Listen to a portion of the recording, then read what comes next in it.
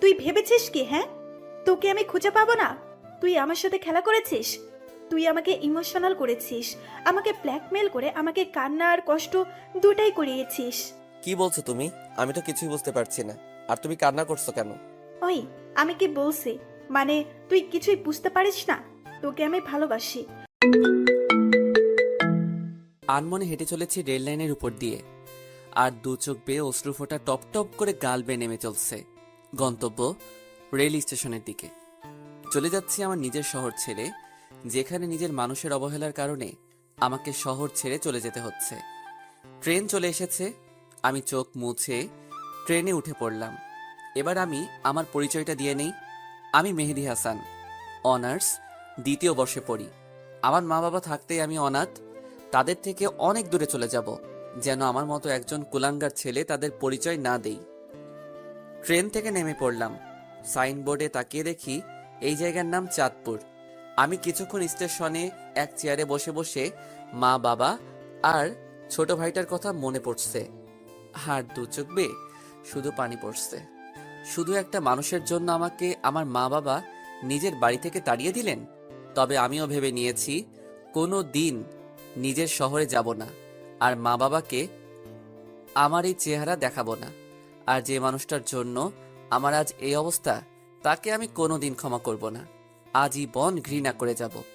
এখন একটা থাকার জায়গা করতে, তারপর কলেজে ভর্তি হতে হবে। কিন্তু কে সাহায্য করবে আমাকে? আমি তো কাউকে চিনি না এখানে।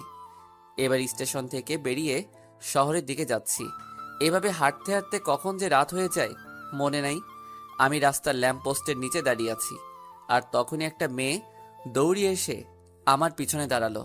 তারপর আমি সামনে তাকিয়ে দেখি দুইটা মাতাল লোক মেয়েটাকে তাড়া করেছিল। আমাকে দেখে লোক দুটো চলে গেল। এবার আমি মেয়েটির দিকে তাকালাম। ল্যাম্পপোস্টের আলোয় মেয়েটাকে অনেক সুন্দর লাগছে। আমি বললাম, আপনাকে কেন তাড়া করছিল ওই দুটো লোক? মেয়েটি কেঁদে কেঁদে বলল, আমি আমার এক বান্ধবীর বাসা থেকে আসছিলাম, আর তখনই এই মাতাল লোক দুটি পিছু নেয়, আর তারপরে আপনাদের সাথে দেখা। বুঝলাম।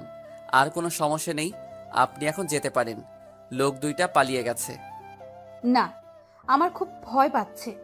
আমি কোনো দিন রাতে এভাবে একা একা বের হই। খুব ভয় পাচ্ছি আমি। আপনি যদি কিছু মনে না করতেন তাহলে আমাকে একটু বাড়ি পর্যন্ত দিয়ে আসবেন। আমি কিছুক্ষণ ভেবে আসলেই মেয়েটি অনেক ভয় পেয়ে আছে, আর তাছাড়া একা একটা মেয়ে, তাই আর কিছু না ভেবে তার সাথে যেতে চাইলাম। আপনার নামটা কি জানতে পারি? মেহেদী হাসান। আপনার নাম কি? আমার নাম রিমি। আমি অনার্স প্রথম বর্ষে পড়ি। বাড়িতে বাবা আর ছোট একটা বোন আছে। আপনার? আমি অনার্স দ্বিতীয় বর্ষে পড়ি, আর আমি এতিম। আমার কেউ নেই। মিথ্যা বললাম, কারণ যারা আমাকে বিনা দোষে বাড়ি থেকে বের করে দিতে পারে, তাই তাদের পরিচয় না না দেওয়াই শ্রেয়। এবার মেয়েটির দিকে তাকিয়ে দেখি মেয়েটি আমার দিকে এক দৃষ্টিতে তাকিয়ে আছে। হয়তো আমার উপর মায়া হচ্ছে। হাঁটতে হাঁটতে রিমিদের বাসায় চলে আসলাম। রিমিরা বেশি বড়লোক না, আবার বেশি গরিব না। মোটামুটি এইরকম শহরে ভালোভাবে চলাফেরা যাবে। আমি রিমিকে বাড়িতে যখনই চলে আসবো তখনই রিমি আমাকে ডাকলো আর বলল, আমাদের এখানে আজকে রাতটা খেয়ে তারপর না হয় চলে যাবেন। অবশ্য আমারও প্রচুর ক্ষুধা পেয়েছে, তাই সেই সকালে ভাতের বদলে বাবার কাছে মার খেয়ে বের হয়েছি। তাই আর মানা করতে পারলাম না। বাসার মধ্যে ঢুকে দেখি সুন্দর একটা বাড়ি, সবকিছু সাজানো গোছানো। তারপর রিমি তার আম্মুকে সবকিছু বলল আর আমাকে দেখিয়ে দিল। রিমির আম্মু আমার কাছে এসে কাঁদতে কাঁদতে বলল, আমার মেয়েকে বাঁচিয়ে তুমি অনেক বড় সাহায্য করলে বাবা। তোমার প্রতি আমরা সারা জীবন ঋণী হয়ে থাকবো। ছিছি খালাম্মা, কি বলছেন এসব? মা কোনোদিন ছেলের কাছে ঋণী থাকতে পারে? আমি তো আপনার ছেলের মতোই, তাই না? রিমি এসে বলল, আহ মা, সে কখন থেকে ক্ষুধা পেয়েছে, তাড়াতাড়ি খেতে দাও। আমি হাত মুখ ধুয়ে টেবিলে বসে খাবারের জন্য অপেক্ষা করছি, আর তখনই রিমির বাবা আসলো। আমি আবার সব বাবাকে একটু ভয় পাই, তাই সাথে সাথে দাঁড়িয়ে গেলাম। রিমি, কে এই ছেলে? তাকে তো কোনোদিন দেখিনি আমাদের এলাকায়। তারপর রিমি তার বাবাকে সব ঘটনা খুলে বলল, আর তখন রিমির বাবা বলল, তোমার যেহেতু কেউ নাই, তো কি হয়েছে, আমরা তো আছি। রিমির বাবা এরূপ কথা শুনে খুব খুশি হলাম, আর আমরা সবাই মিলে খেতে বসলাম। তখন রিমির বাবা বলল, তোমার যখন থাকার কোনো জায়গা নেই, তাহলে আমাদের এখানে থাকবে, আর সকালে কলেজ করবে, আর বিকাল থেকে রাত পর্যন্ত আমার সাথে আমার ব্যবসায় সাহায্য করবে।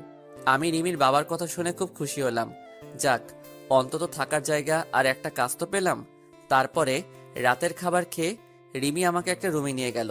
দুজনে মিলে রুমটা একটু গোছালাম। আসলেই রিমি মেয়েটা অনেক সুন্দর আর অনেক ভালো। তবে রিমি আমার দিকে একটু পরপর আর চোখে তাকাচ্ছে আর মিট মিট করে হাসছে। সকালে উঠে ফ্রেশ হয়ে হালকা নাস্তা করে রিমির সাথে তাদের কলেজে গেলাম। ভর্তির কাজ সব শেষ হলে 3টা ক্লাস করে বাইরে এসে দেখি রিমি আমার জন্য বাইরে দাঁড়িয়ে আছে। কেমন হলো আজকের ক্লাসগুলো?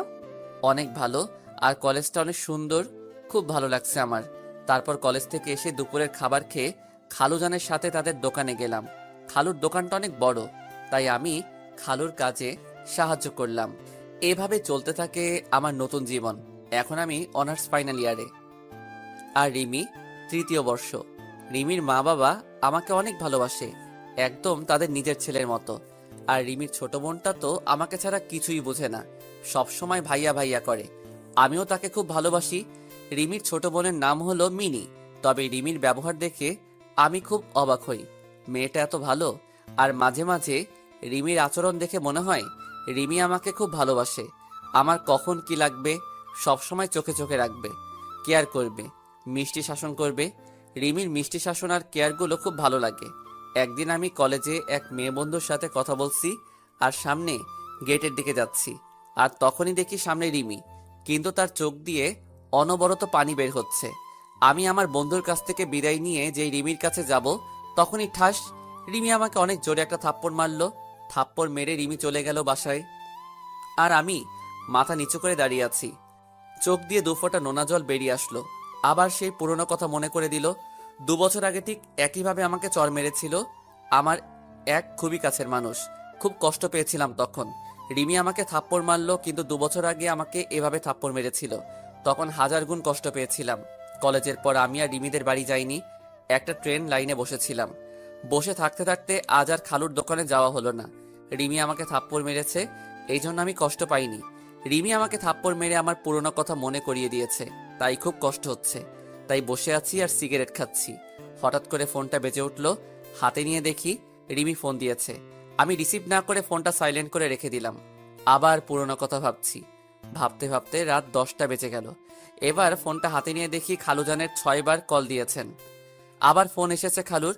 আমি রিসিভ করলাম। খালু বলল, মেহেদি, তুমি কোথায়? কত টেনশন হচ্ছে, তুমি তাড়াতাড়ি বাসায় আসো। জি খালু, আসছি। কিছুক্ষণ হাঁটার পর বাড়ি চলে আসলাম।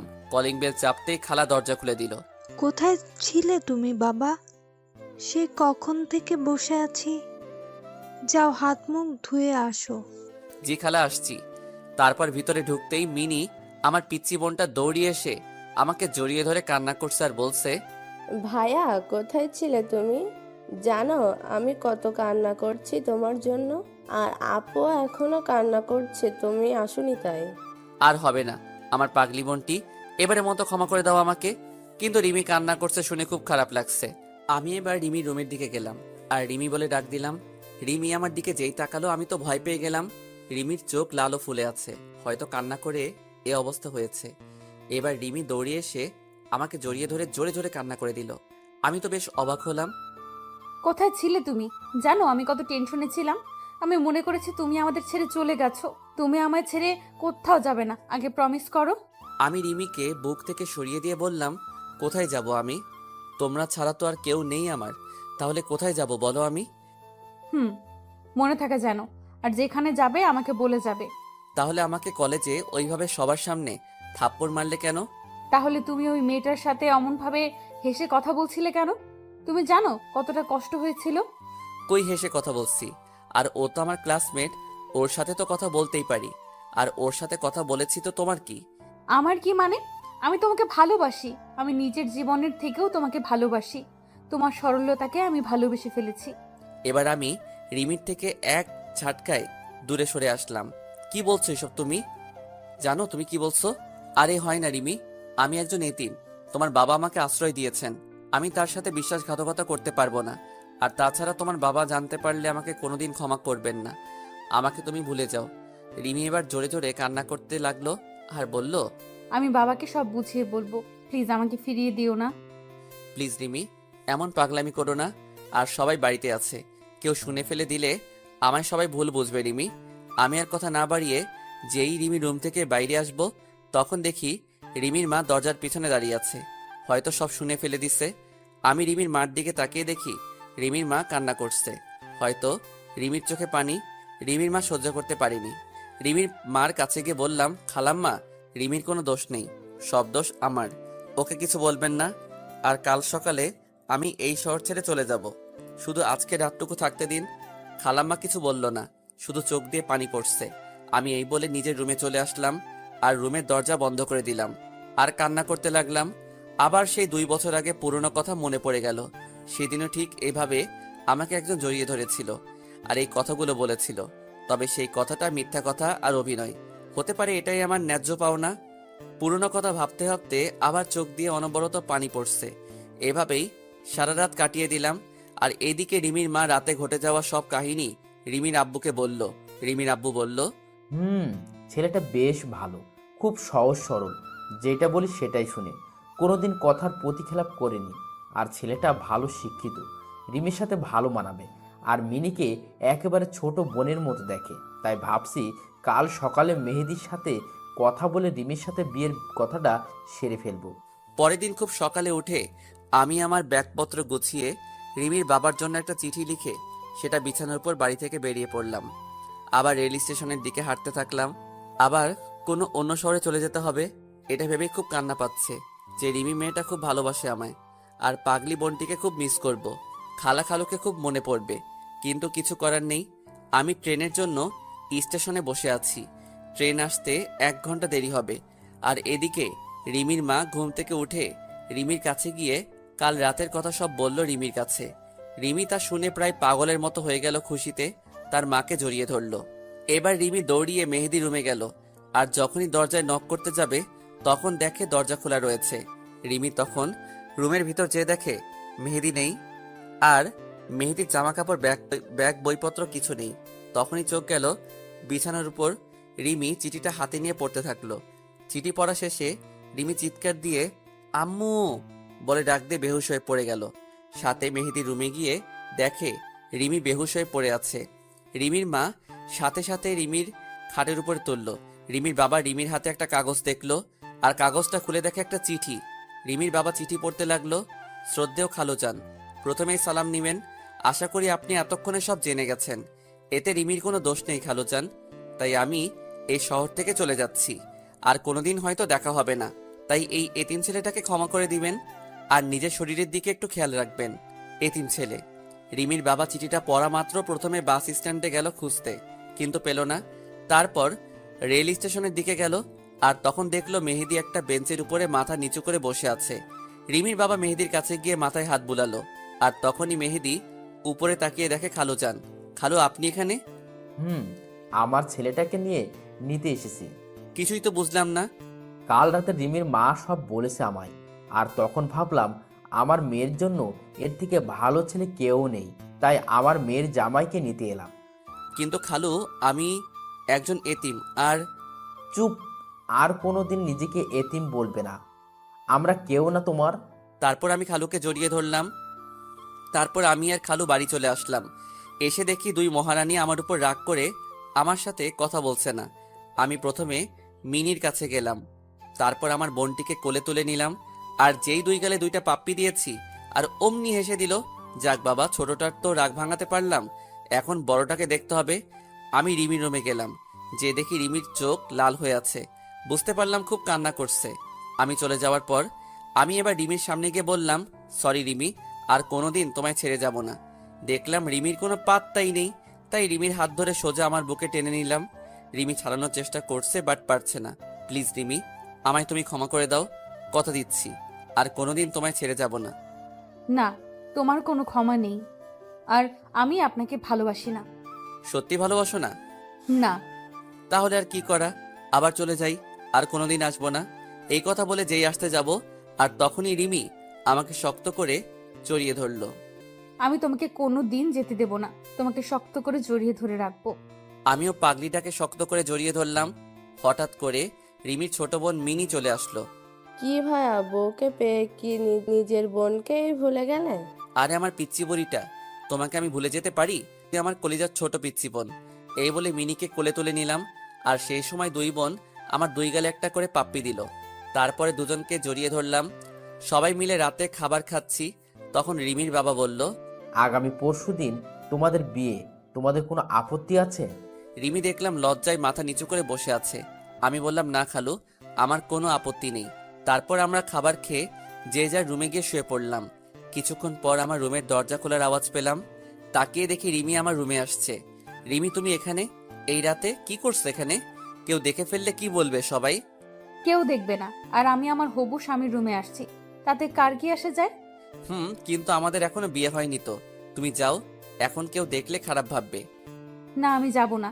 যদি তুমি আজকের মতো কাল সকালেও যদি তুমি চলে যাও, তাহলে আমি আজ রাতে তোমার সাথে থাকবো। কি কি বলছো তুমি? তোমার মাথা ঠিক আছে?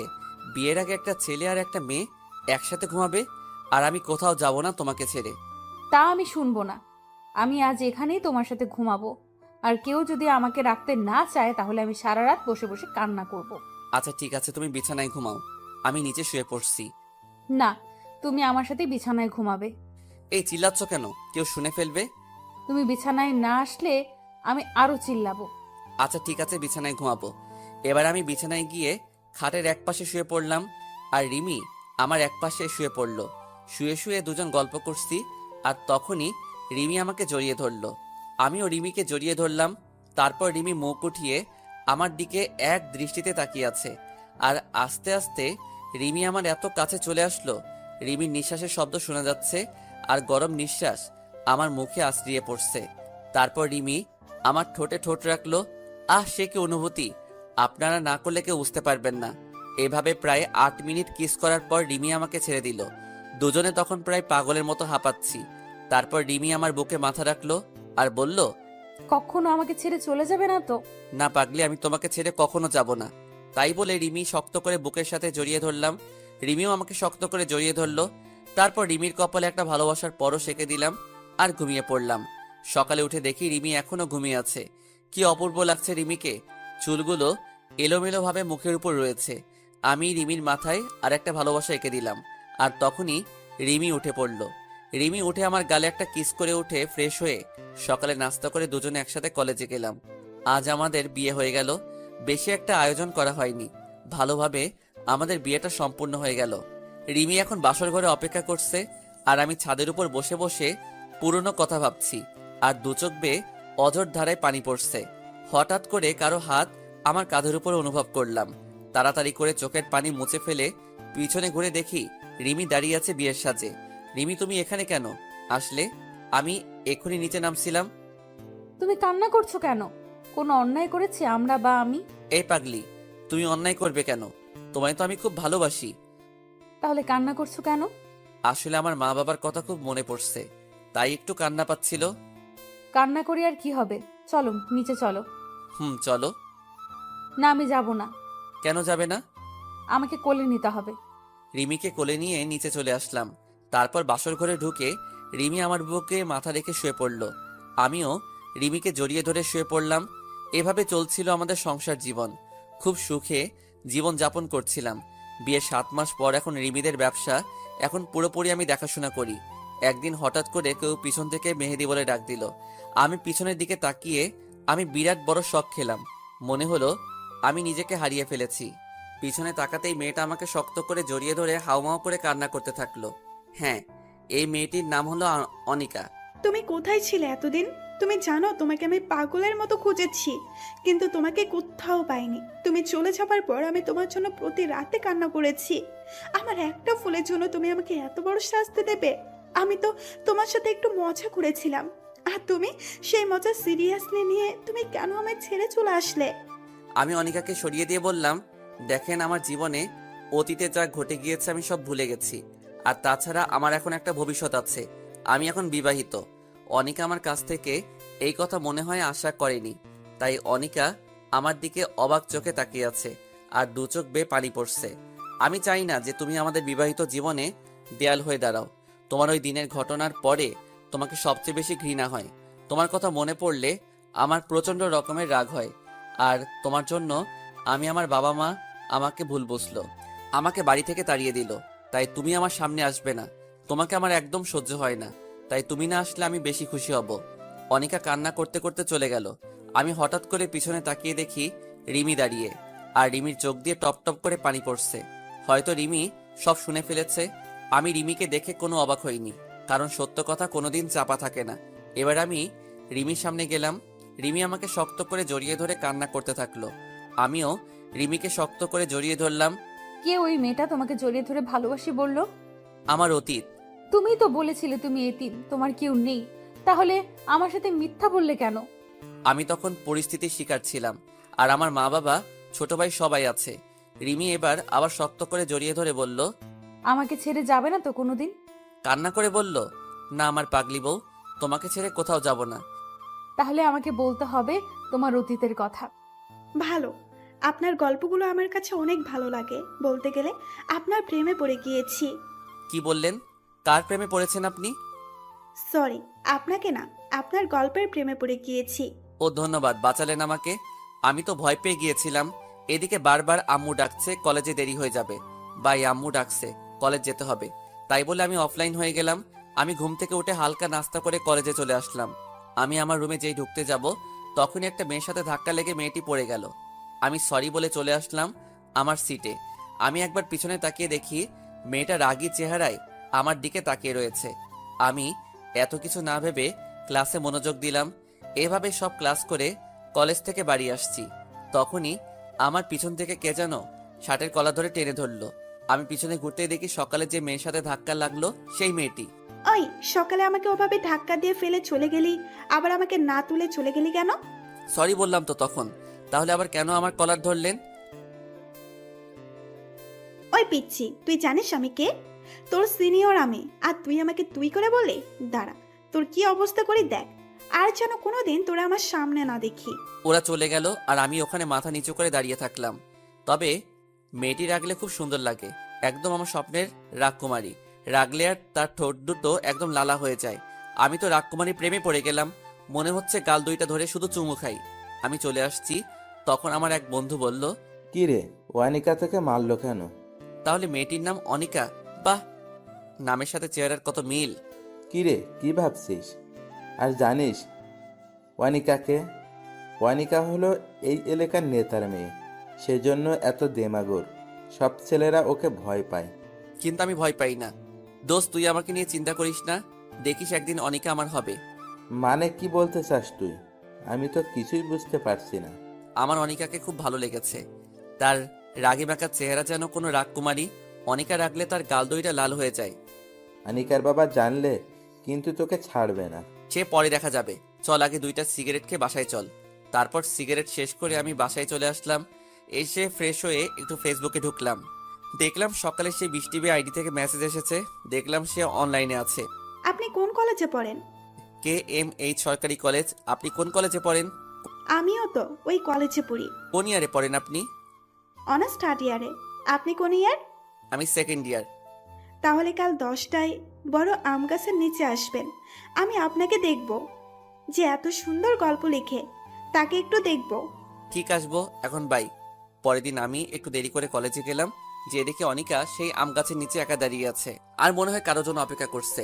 তারপর আমাকে সেই মেয়েটি মেসেজ দিল, লেখক সাহেব কোথায় আপনি? আপনি কোথায় আছেন? আর আমি কলেজে চলে আসছি। আমি আম গাছের নিচে দাঁড়িয়ে আছি।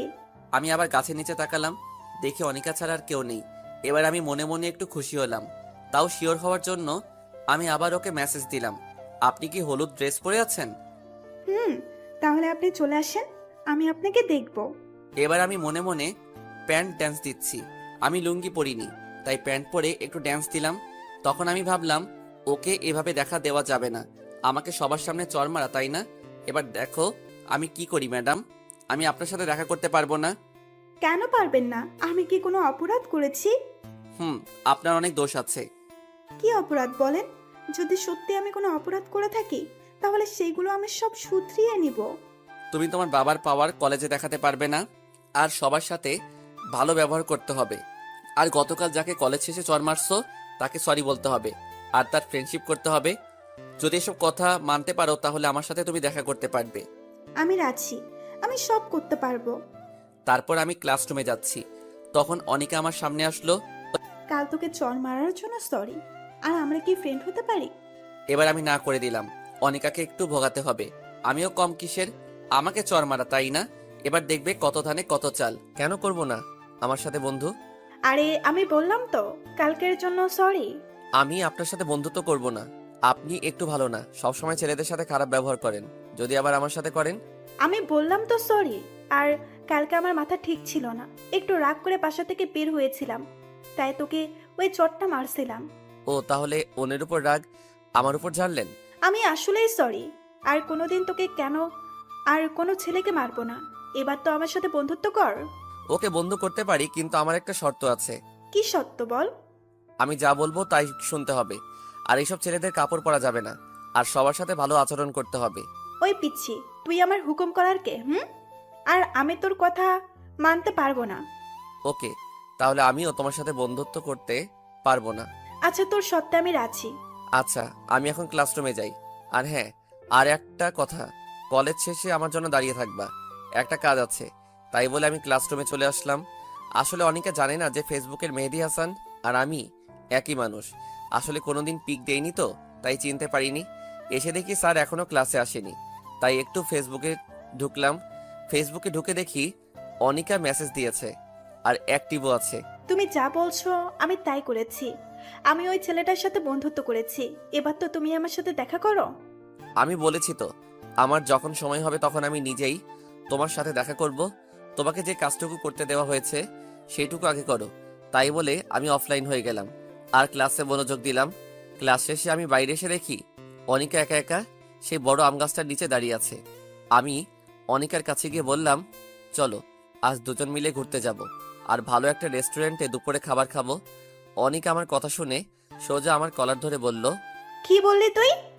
আমি তোর সাথে ঘুরতে যাব? তুই ভাবলি কি করে? ঘুরতে না গেলে বন্ধুত্ব আমি করব না তোমার সাথে। তারপর অনিকা কিছুক্ষণ ভেবে বলল, ওকে আমি রাজি। তারপর আমি আর অনিকা একটা রিকশায় উঠে চলে আসলাম একটা নদীর তীরে। রিকশায় আসার সময় অনিকা আমার সাথে একটা কথাও বলেনি। তারপর আমরা একটা নদীর তীরে চলে আসলাম। অনিকা নদীর তীরে দাঁড়িয়ে আছে আর অনিকার চুলগুলো বাতাসে এলোমেলো ভাবে উড়ে বেড়াচ্ছে। আর অনিকা সেই চুলগুলো কানের কাছে নিয়ে এসে বারবার চুল ঠিক করতে ব্যস্ত হয়ে পড়ছে। আহ, অনিকাকে কি সুন্দর লাগছে! মনে হচ্ছে আমি পিছন থেকে আলতো করে জড়িয়ে ধরে হাজারবার আমি তোমাকে ভালোবাসি বলতে ইচ্ছে করছে, কিন্তু ইচ্ছা থাকলে উপায় নেই। অনিকা বলল, ওই তোর নাম কি? আমার নাম মেহেদি হাসান। তারপর অনিকা আমার দিকে কেমন দৃষ্টিতে তাকিয়ে রইল। তারপর আরেকটু ঘোরাঘুরি করে চলে আসলাম একটা রেস্টুরেন্টে গিয়ে। তারপর কিছু খাবার খেয়ে যে যার বাড়ি চলে আসলাম। বাড়ি এসে ফ্রেশ হয়ে বিকালে বন্ধুদের সাথে একটু আড্ডা দিচ্ছি আর সিগারেট টানছি। আসলে আমি একটু একটু সিগারেট টানি। আর রাতের খাবার খেয়ে শুয়ে শুয়ে ফেসবুকে লগ ইন করে অনিকার সাথে কিছু কথা বলে ঘুমিয়ে পড়লাম। পরের দিন সকালে ঘুম থেকে উঠে ফ্রেশ হয়ে কলেজে চলে আসলাম। কলেজে এসে দেখি অনিকা এখনো আসেনি, তাই একটু বন্ধুদের সাথে আড্ডা দিচ্ছি। তখনই অনিকা আসলো। অনিকাকে আজকাল ড্রেস পরে অনেক সুন্দর লাগছে, মনে হচ্ছে আমার স্বপ্নের রাজকুমারী। তারপরে অনিকা তার বান্ধবীদের কাছে গেল আর মোবাইলের দিকে তাকিয়ে আছে, মনে হয় ফেবুতে অ্যাক্টিভ আছে। তাই আমিও ফেবুতে লগ ইন করলাম আর মেসেজ দিলাম, আজ তোমাকে অনেক সুন্দর লাগছে। এমনভাবে কলেজে আসলে তো আমি তোমার প্রেমে পড়ে যাব। আর তুমি চোখে কাজল দাওনি কেন? এর পরের বার যেন দুই চোখে কাজল পড়তে ভুল না হয়। এবার দেখি অনিকা আশেপাশে হয়রানি হয়ে আমাকে খুঁজছে, কিন্তু পাচ্ছে না। তখন আবার অনিকা মেসেজ দিল, কোথায় তুমি? প্লিজ একবার আমার সামনে আসো, তোমাকে দেখতে খুব ইচ্ছে করছে। আমাকে খুঁজে লাভ নেই, আর আমি সময় হলে তোমাকে দেখা দেব। এই বলে আমি অফলাইন হয়ে গেলাম আর আমি অনিকার সামনে গেলাম। আমি যাওয়াতে অনিকা কিছুটা বিরক্ত হলো মনে হলো। তারপর কিছু কথা বলে আমি চলে আসলাম আমার ক্লাসরুমে। ক্লাস 3টে শেষ হওয়ার পর স্যার একটু আসতে লেট হচ্ছে বলে আমরা সবাই বসে আড্ডা দিচ্ছি। তখন দেখি অনিকা আর তার বেশ কয়েকটা বান্ধবী আসলো আমাদের রুমে আর সবার উদ্দেশ্য বলল, এখানে মেহেদি হাসান বলে কেউ আছে? সবাই বলল, না চিনি না। আসলে আমার কলেজে অন্য নাম দেয়া আছে, তাই সবাই সেই নামেই চেনে। আর মেহেদি হাসান এই নামটি আমার কয়েকটা বন্ধু ছাড়া কেউ জানে না। তারপর অনিকা মোবাইলটা বের করে আমার আইডিটা বের করে বলল, এই আইডিটা কে চিনো? এই আইডিটা মেহেদি হাসানের। আর মেহেদি হাসান আমাদের কলেজে পড়ে। কেউ জানতে পারলে আমাকে জানাবে। আর তখনই আমাদের ক্লাসে সেরা সুন্দরী বলল, এই মেহেদি হাসান আমাদের কলেজে পড়ে? আমি তো ভাবতেই পারছি না। আমি মেহেদি হাসানের বিরাট বড় একটা ফ্যান। মেহেদির সব গল্প আমি পড়ি। মেহেদিকে যদি কখনো কেউ খুঁজে পান তাহলে আমাকে একটু জানাবেন প্লিজ আপু, প্লিজ। আমি তো অবাক। আজ আমি যদি আমার প্রোফাইলে যদি আমার নিজের পিক দিতাম তাহলে অন্তত আজ সিঙ্গেল থাকতে হতো না। এখন নিজের কপালে নিজেই চড় মারতে ইচ্ছে করছে। তারপর কলেজ শেষে আমি বাড়ি এসে ফ্রেশ হয়ে দুপুরের খাবার খেয়ে একটা ঘুম দিয়ে বিকালে বন্ধুদের সাথে আড্ডা দিতে গেলাম। আড্ডা দিয়ে এসে রাতের খাবার খেয়ে রুমে গিয়ে ফেবুতে লগ ইন করলাম। তখন দেখি অনিকা অ্যাক্টিভ রয়েছে। আমি অনিকাকে মেসেজ দিলাম, তুমি আমাকে ওভাবে প্রতিটা ক্লাসে খুঁজছিলে কেন? তুমি ভালো করে জানো আমাকে তুমি পাবে না। তোমাকে দেখতে খুব ইচ্ছে করছিল, তাই নিজেকে আর সামলাতে পারিনি। আর যেন কোনোদিন তোমাকে এভাবে আমাকে খুঁজতে না দেখি। আমার সময় হলে আমি নিজেই তোমার সাথে দেখা করে নেব। আর কিছু না বলে চ্যাট অফ করে ঘুমিয়ে পড়লাম। এভাবে আমার আর অনিকার মেসেঞ্জারে নিয়মিত কথা হয়। অনিকা আমাকে অনেক কেয়ার করে, অনেক শাসন করে। অনিকা মনে হয় আমাকে ভালোবাসে। অনিকার কথাতে অনেক বুঝতে পারি যে অনিকা আমাকে ভালোবাসে। আর এদিকে অনিকার সাথে আমার ভালোই বন্ধুত্ব তৈরি হয়েছে। আমাকে দেখে আর বিরক্ত হয় না। আজ কলেজ শেষে বিকালে বন্ধুদের সাথে আড্ডা দিতে গেছি। আর আমার এক বন্ধুর সাথে কোনো একটা বিষয় নিয়ে অনেক কথা কাটাকাটি হয়। তাই আমি রাগ করে বাড়ি চলে আসলাম। এসে কিছুই ভালো লাগছে না, তাই ঘুমিয়ে পড়লাম। আজ আর অনিকার সাথে কথা হলো না। এভাবে 2 দিন আমি কলেজে যাইনি আর ফেবুতে লগ ইন করিনি। আজ 2 দিন পর আমি কলেজে যাচ্ছি। কলেজের গেট দিয়ে ঢুকতে যাব, তখনই দেখি অনিকা গেটের কাছে দাঁড়িয়ে আছে। আমি অনিকার চোখের দিকে তাকিয়ে রীতিমতো ভয় পেয়ে গেছি। চোখ দুটো লাল আর ফুলে আছে। মনে হয় 2 দিন ধরে শুধু কান্না করছে। অনিকা, তোমার কি হয়েছে? তোমার চোখ ফুলে আছে কেন? তারপর অনিকা সোজা আমার কলার ধরে টানতে টানতে 5তলা একটা বিল্ডিং এ নিয়ে যায়। এখানে সাধারণত কেউ আসে না, আর কোনো ক্লাসও হয় না। কি ব্যাপার, তুমি আমাকে এখানে নিয়ে আসলে কেন? তুই ভেবেছিস কি? হ্যাঁ, তোকে আমি খুঁজে পাবো না? তুই আমার সাথে খেলা করেছিস। তুই আমাকে ইমোশনাল করেছিস, আমাকে ব্ল্যাকমেল করে আমাকে কান্না আর কষ্ট দুটাই করিয়েছিস। কি বলছো তুমি? আমি তো কিছুই বুঝতে পারছি না। আর তুমি কান্না করছো কেন? ওই, আমি কি বলছি? মানে তুই কিছুই বুঝতে পারিস না? তোকে আমি ভালোবাসি, তুই বুঝিস না? তোকে এত কেয়ার করি, এত শাসন করি, কি জন্য করি তুই জানিস না? আর এসব করে কাদের? যারা নিজের জীবনের থেকেও তাদের কাছে প্রিয়, তাদের কেয়ার করে। তুই কেন বুঝিস না? আমি তোকে অনেক ভালোবাসি। আমিও তোকে অনেক ভালোবাসি রে পাগলি। সেই জন্যই তো তোর সাথে বেশি কথা বলতাম। এবার অনিকা দৌড়িয়ে এসে আমাকে শক্ত করে জড়িয়ে ধরলো। আমিও আমার পাগড়িটাকে শক্ত করে জড়িয়ে ধরলাম। তুমি আমার সাথে কেন এমন করলে? তুমি কেন সেদিন আমার সামনে আসোনি বলো? আমি এমন করেছি কারণ সেদিন তুমি আমাকে সবার সামনে চড় মেরেছিলে। আর তোমার অহংকার ভেঙে ফেলার জন্য। I love you Babu. I love you two বাবু। এভাবে কিছুক্ষণ থাকার পরে দেখি অনিকার বাবা, অনিকার বড় ভাই আর আমার সেই বন্ধু চলে আসছে। আমি সাথে সাথে অনিকাকে ছেড়ে দিলাম। আর অনিকার বাবা বড় একটা নেতা। এবার অনিকার ভাই আরো কিছু লোকজন আমাকে মাটিতে লাথি মারতে লাগলো। আর অনিকার বাবা অনিকাকে টানতে টানতে নিয়ে গেল। আর এদিকে মার খাওয়ার জন্য আমার নাক মুখ দিয়ে অনেক রক্ত পড়তে লাগলো। তবু তারা একভাবে মেরেই যাচ্ছে। কখন যে বেহুশ হয়ে গিয়েছি মার খেতে খেতে। আমি বেহুশ হয়ে যাওয়ার পরেও মনে হয় আমাকে অনেক মেরেছে। তারপর আমার যখন জ্ঞান ফিরল তখন আমি নিজেকে প্রিন্সিপালের অফিসে আবিষ্কার করলাম। আস্তে আস্তে যখন চোখ খুললাম তখন সামনে দেখি অনিকা, অনিকার আব্বু আর তার বড় ভাই আছে। আর এদিকে দেখি আমার আব্বু আর আমার আম্মু রয়েছে। আম্মু আমাকে চোখ খুলতে দেখে একভাবে কান্না করেই যাচ্ছে। খুব কষ্ট হচ্ছে উঠতে, শরীরে খুব ব্যথা, কোনোভাবেই উঠতে পারছি না। তখন আমার মা আমাকে সাহায্য করতে আসছিল। তখন বাবা মা আটকিয়ে দিল। আব্বু মনে হয় আমার উপর অনেক রাগ করে আছেন। এবার আমি অনিকার দিকে তাকালাম। দেখি অনিকা চুপ করে মাথা নিচু করে দাঁড়িয়ে আছে আর চোখ দুইটা লাল ও ফুলে আছে। এবার অনিকার বাবা বলা শুরু করলো, দেখুন প্রিন্সিপাল সাহেব, আমি আপনাকে অনেক সম্মান করি, সেহেতু আপনার উপর কোনো কথা বলবো না। আমি এই ছেলে আমার মেয়েকে গত 6 মাস ডিস্টার্ব করছে আর বারবার প্রেমের প্রস্তাব দিয়েছে। আমার মেয়ের যখন তার কথায় রাজি হয়নি তখন সে আমার মেয়েকে একা ডেকে নিয়ে গিয়ে ধস্তাধস্তি করার চেষ্টা করে। এখন আপনি যা মনে করেন তাই বিচার করুন। চাইলে আমার মেয়ে আনিকাকে প্রশ্ন করতে পারেন। আমার কথা বলার কোনো শক্তি নেই। খুব পানি তৃষ্ণা পেয়েছে, গলা একদম শুকিয়ে গেছে, কোনো কথা বলতে পারলাম না। এবার আমাদের প্রিন্সিপাল অনিকাকে প্রশ্ন করলো। অনিকা মামুনি, তোমার বাবা যা বলল সব কি সত্যি কথা? মাথা নিচু করে চুপ করে আছে। তুমি ভয় পাচ্ছ মামুনি? এখানে ভয় পাওয়ার কি আছে? তুমি নির্ভয়ে বলো মামুনি, কেউ তোমাকে কিছু বলবে না। আমি নিশ্চিত ছিলাম যে অনিকা আমাকে ভালোবাসে, সে মিথ্যা বলবে না। কিন্তু অনিকা আমার ভালোবাসাকে অপমান করলো, আমার বিশ্বাসকে মাটি চাপা দিল, আমাকে মিথ্যা অপবাদে ফাঁসিয়ে দিল, যা আমি কোনোদিন অনিকার কাছ থেকে আশা করিনি। হ্যাঁ স্যার, ওই ছোট লোকের বাচ্চা আমাকে প্রতিদিন ডিস্টার্ব করতো। আমি প্রতিদিন মানা করার পরেও আমাকে প্রতিদিন ডিস্টার্ব করতো। আজ আমি ওকে চর মারতে গিয়েছি, তখন আমাকে টানতে টানতে 5 তলায় নিয়ে গিয়ে আমাকে।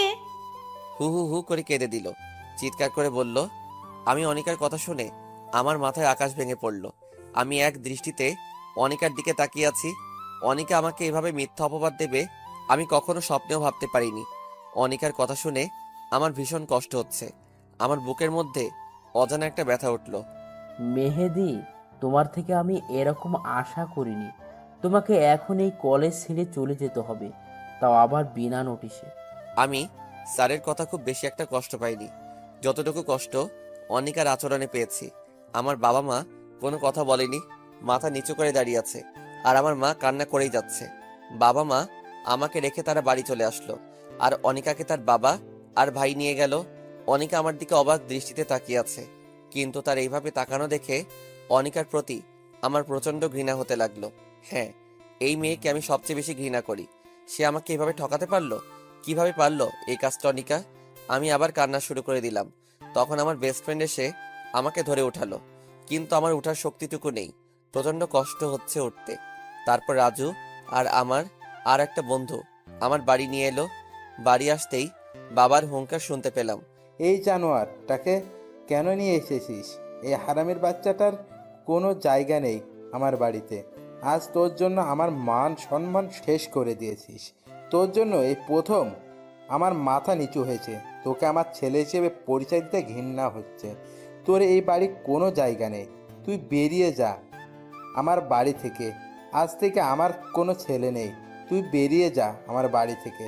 মা কয়েকবার বাবাকে বোঝানোর চেষ্টা করছে, কিন্তু লাভ হলো না। আমার মাকে শেষবারের মতো কথা বলতে দিল না। আমি কান্না করতে করতে চলে আসলাম বন্ধুদের সাথে বন্ধুর বাড়ি। আমি যদি সুস্থ থাকতাম তাহলে আমার বাবাও মনে হয় মারতো, কিন্তু আমার এই অবস্থা দেখে হয়তো আমাকে আর মারিনি। আজ থেকে আমি এতিম হয়ে গেলাম, কেউ নেই আমার এই পৃথিবীতে। সবাই আমাকে ভুল বুঝে অবহেলা করলো। সবকিছু মেনে নেওয়া যায়, কিন্তু আপনজনের অবহেলা মেনে নেওয়া যায় না। প্রচন্ড কষ্ট হচ্ছে আমার, এক পা হাঁটার শক্তি নেই আমার। সব বন্ধুরা আমাকে সাহায্য করে। আমার বন্ধু রাজু তার বাসায় নিয়ে আসলো। রাজু সব জানতো আমার আর অনিকার ব্যাপারে। আমি কিছুদিন রাজুদের বাসায় থেকে সুস্থ হয়ে নিলাম। আমার প্রতি রাতে প্রচন্ড কান্না পেত, সেই কান্না দেখার মতো কেউ নেই। অনিকার প্রতি আমার প্রচন্ড ঘৃণা জন্মেছে, আর আমার বাবার প্রতি খুব অভিমান সৃষ্টি হলো। আজ 15 দিন পর একটু সুস্থ হলাম, তাই আমি আমার বন্ধু রাজুর সাথে কলেজে গেলাম টিসি নিয়ে আসতে। আমি আস্তে আস্তে গেট দিয়ে ঢুকলাম। সবাই কেমন করে যেন আমার দিকে তাকিয়ে আছে। একটু সামনে যেতে দেখি অনিকা আমার সামনে দাঁড়িয়ে আছে। আমার তখন রাগটা চরমে উঠে গেল। আমি রাগটাকে কন্ট্রোল করে পাশ কাটিয়ে চলে আসতে যাব, তখনই অনিকা আমার পিছনে থেকে জড়িয়ে ধরলো। এক ঝাটকে অনিকাকে সরিয়ে দিলাম। মেহেদি, আমার কথাটা শোনো প্লিজ। সেখানে আমার কোনো চুপ, আর একটা কথা বলবে না। তোমায় নিজের থেকে বেশি ভালোবাসতাম। সেদিন তোমার বলা কথাগুলো শুনে আমি প্রায় মৃত হয়ে গেছি। তোমার জন্য আমার মা বাবা আমাকে ভুল বুঝে বাসা থেকে বের করে দিয়েছে। তোমার জন্য আমার বাবা মার সম্মান নষ্ট হয়েছে। কি চাও তুমি বলো? এই ছোট লোকের বাচ্চাটার মৃত্যু চাও তুমি? ওকে, মরে যাব আমি, তার আগে তুমি তোমার এই চেহারা আমাকে আর দেখাবে না। আর তোমাকে আগে আমি নিজের থেকে ভালোবাসতাম, আর এখন আমি পৃথিবীর সব থেকে বেশি ঘৃণা করি তোমাকে। তোমার ওই মিথ্যা আড়ালে ছলনাময় চেহারা আমাকে আর দেখাবে না, আর আমার এই ছোট লোকের বাচ্চার চেহারা তোমাকে আর কোনোদিন দেখাবো না। তাই আমি টিসি নিতে আসছি। আমি অনিকাকে কিছু না বলে প্রিন্সিপালের রুমে চলে আসলাম। তবে অনিকা আমাকে অনেক কিছু বলতে চেয়েছিল, আমি কিছু বলতে দেইনি।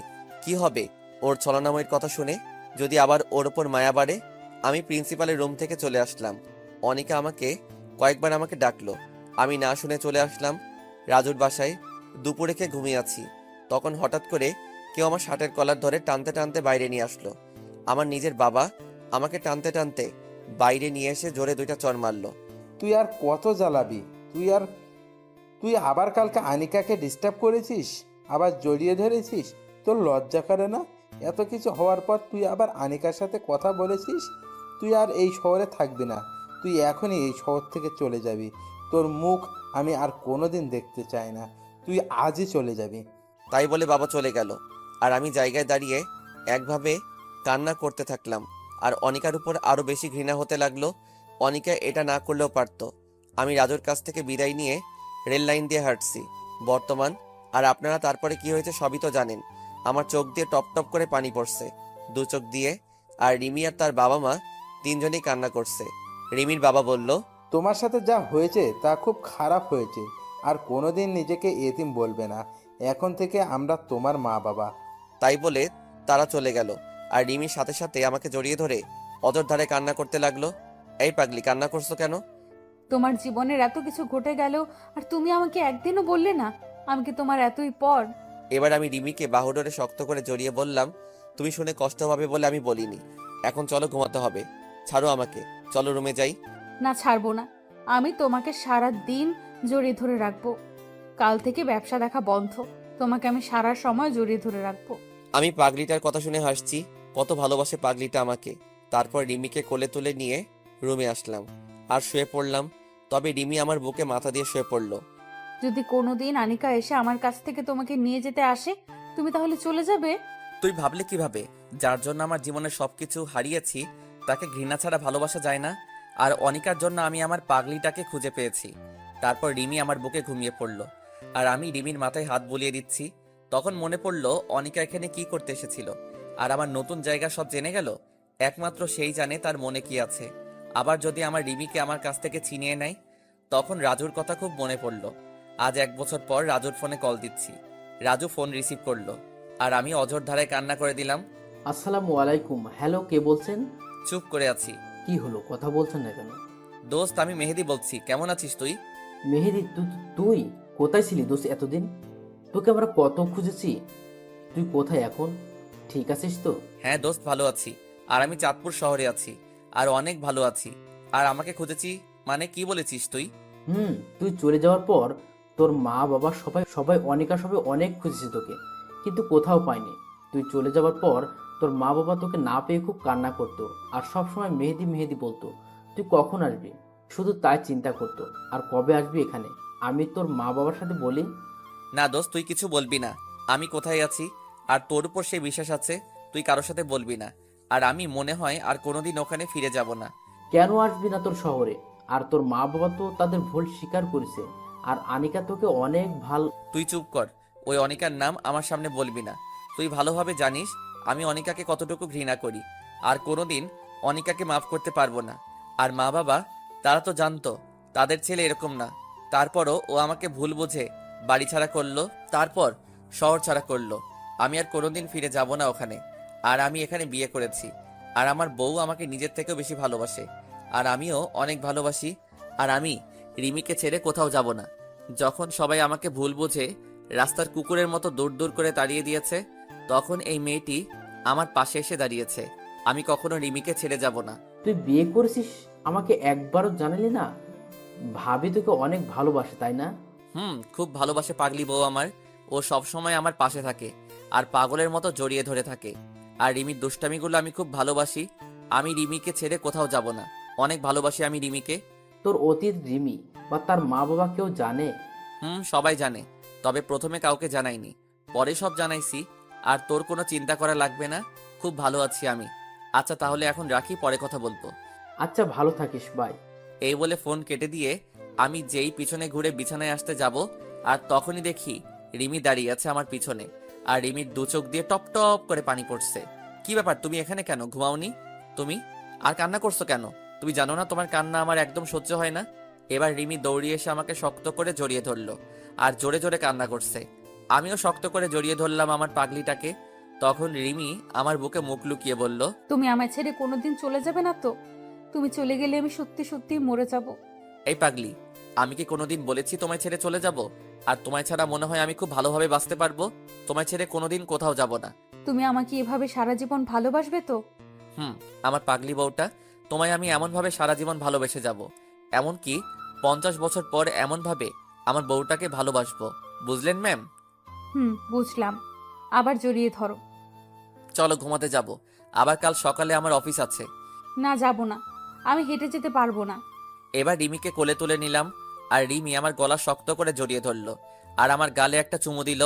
তারপর রিমি আমার দিকে এক দৃষ্টিতে তাকিয়ে আছে, আর আমিও রিমির দিকে একইভাবে তাকিয়ে আছি। তারপর বিছানায় চলে আসলাম, তখনও রিমি আমার গলা ছাড়েনি। এবার আমি শুয়ে পড়লাম, আর তখন রিমি আমার বুকের উপর শুয়ে পড়লো আর শক্ত করে জড়িয়ে ধরলো। এই শোনো, তোমার কাছে একটা জিনিস চাইবো, তুমি দিবে আমায়? বলো। আমার সব জিনিস তো তোমারই, এতে আবার চাওয়ার কি আছে?